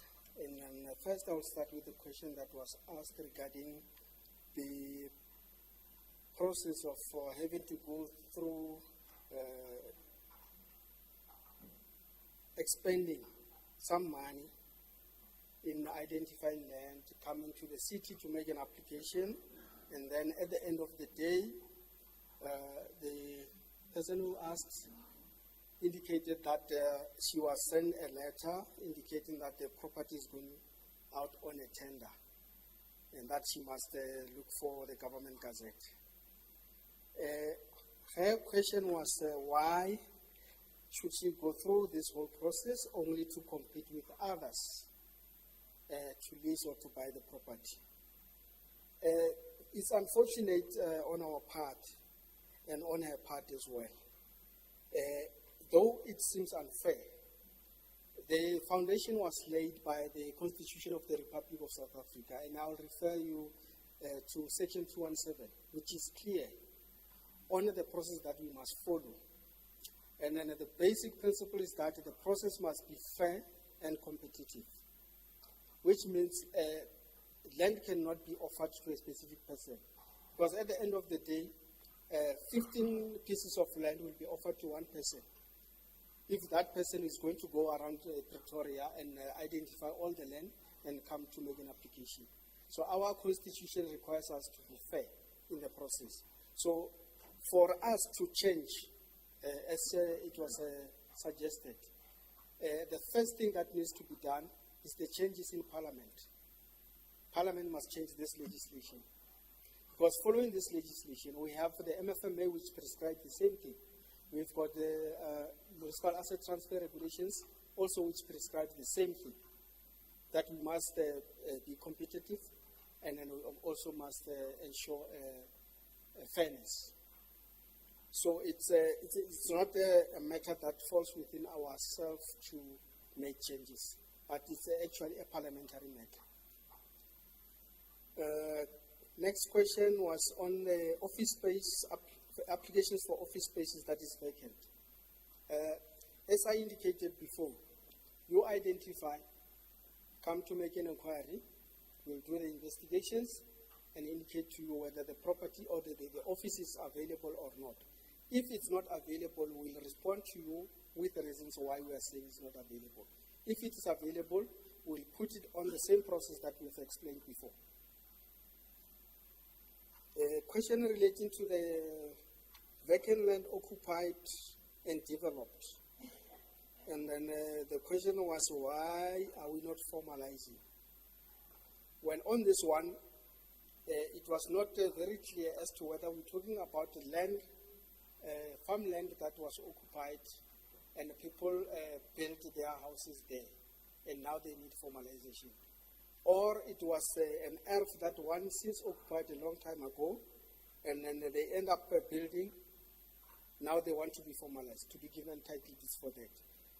On the first one, regarding I'll classify it as illegal townships. I believe that is handled at a certain level of the municipality. So, at my position, I'm not able to answer on that one. Regarding the urban in the townships where people have built, the first question is, how did you obtain that land?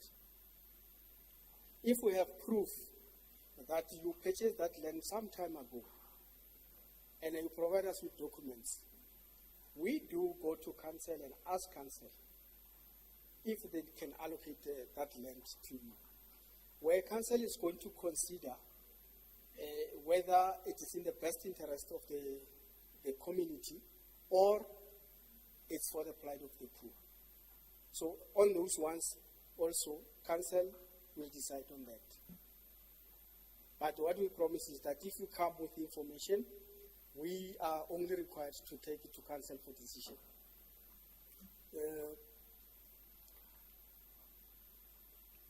Another question was coming from the floor on the details that must be provided when applying for land. Basically, what the information that you must be bringing to us is your details, your names, full names, ID number, contact details.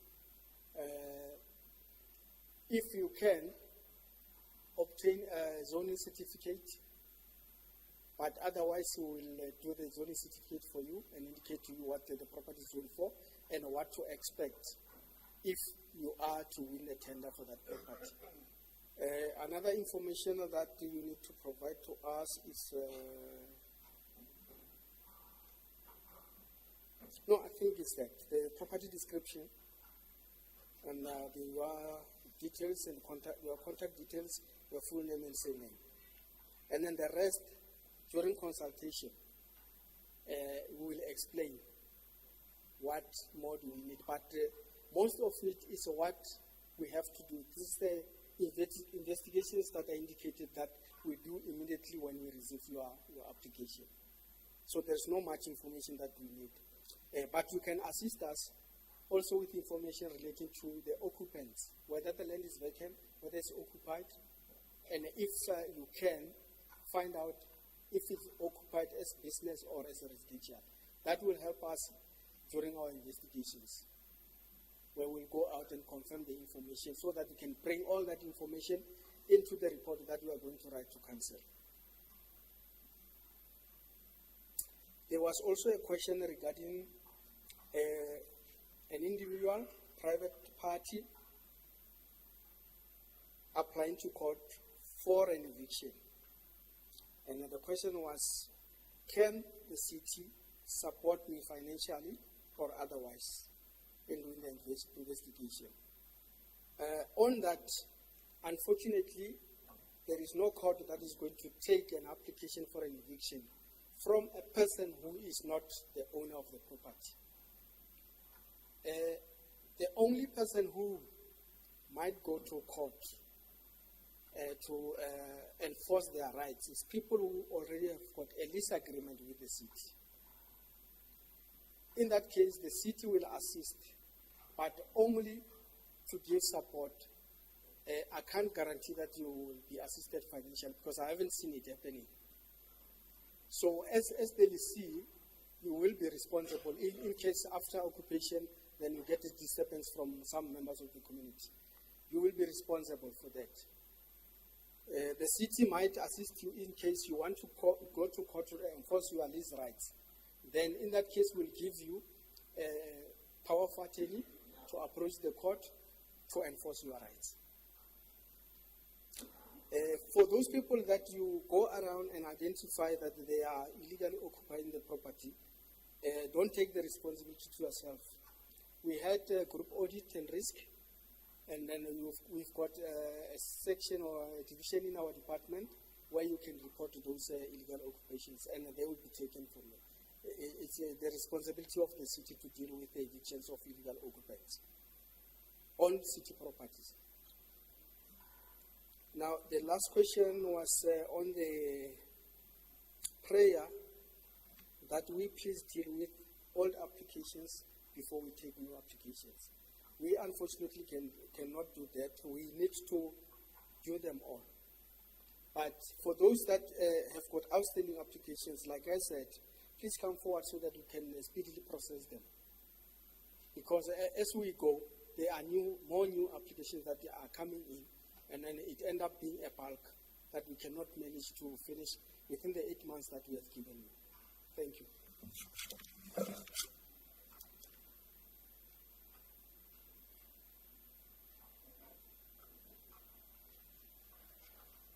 Thank you. As we are rounding up, we'll have a response from Group Audit and Risk, and then we'll move to closing remarks from our MMC. Thank you so much. I see the question on red flags came up twice already, and I'd just like to say we understand your frustration, and yes, sometimes these red tapes to reduce these bureaucratic hurdles is a bit of a problem. But as Group Audit and Risk, we suggest that if there are any issues that have been taking so long, we've shared the information during our presentation on the reporting platform.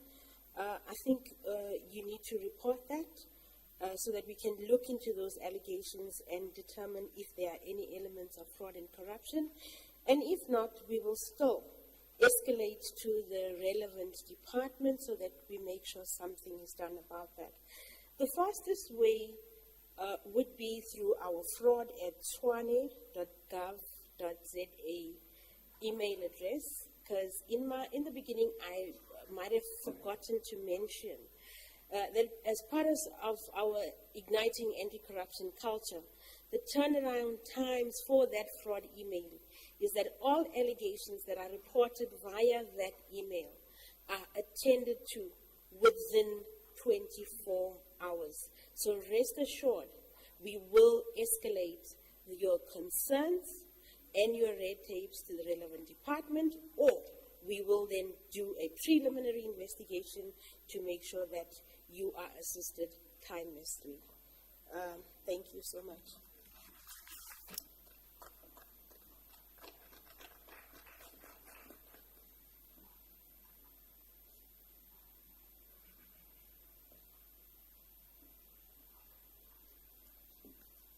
Thank you very much. So we have come to the end of the official program, and I think there's been a lot of questions, there's been a lot of information, there's been a lot of contact details shared. And again, the colleagues are here to respond to any questions that might be. I'll speak to the procedure of that after MMC has given us our her closing remarks. But I think so far there's useful information that can be worked with towards that word again, partnering, for the growth of the city and for your businesses and development and whatever ventures you may be looking for. So with that, MMC, the floor is yours. Thank you so much. Maybe let me start by thanking everyone that was involved in making this day possible. All the work that you have put in, really, I think it goes a long way. The community is very appreciative. And also, if there are some information that you may have been missed, this session was streamed live, so you'll be able to go to YouTube and watch again. But those of you who might have left their email addresses when they were signing in, the information will be emailed to you. So this is not the end of our conversation. We are going to have conversations going forward, because we don't want it to be what the gentleman was explaining, that last year they came here, it was the same thing. It's very different for us, and we are committed to this. So I think that we have drawn the information that we needed from our side through this Q&A session. We are going to address it, and I think at the top of it is the issue of the database. I do agree with the lady. I think that she has left now, but I do agree with her that it's really unfair for her to go around looking for a piece of land only for someone with more money to come and take that land from her. So we need to deal with this part of having a database so people know what is available. So I can commit to that within the power that I will have, or I will influence for that we know what is where, so that people can apply. Yes, and I can't guarantee that you will get it, but at least you will know what is available. Because yes, we're not going to change the MFMA, but what we can change is the process, so that it becomes fair for given where we come from as a country. We have to make it fair, and I think just for our vision is the issue of transparency and efficiency. Those are the two things that you will I think I want you to take home with you, that the goal of this workshop was for us to talk about transparency, but also in creating an efficient system that benefits both the city and benefits yourselves. And then going forward, of course, we are going to have more interactions, whether it is on our social media or our one-on-ones, because this conversation is going to be happening in all the 7 regions of Tshwane. Having said that, thank you so much, those of you that have stayed till this time. There is we've got some token of appreciation from our group audit and risk. They've got some material that they will share with you. So please don't leave without collecting from them. And please stay behind, because the officials are here. They are committed to hearing your questions, addressing them. And I look forward to more interactions with you. Thank you so much.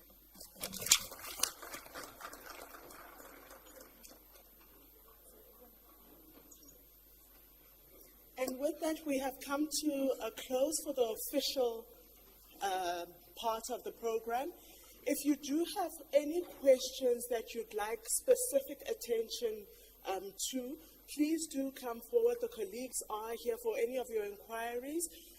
Please just have the specifications of what it is that you'd like assistance with.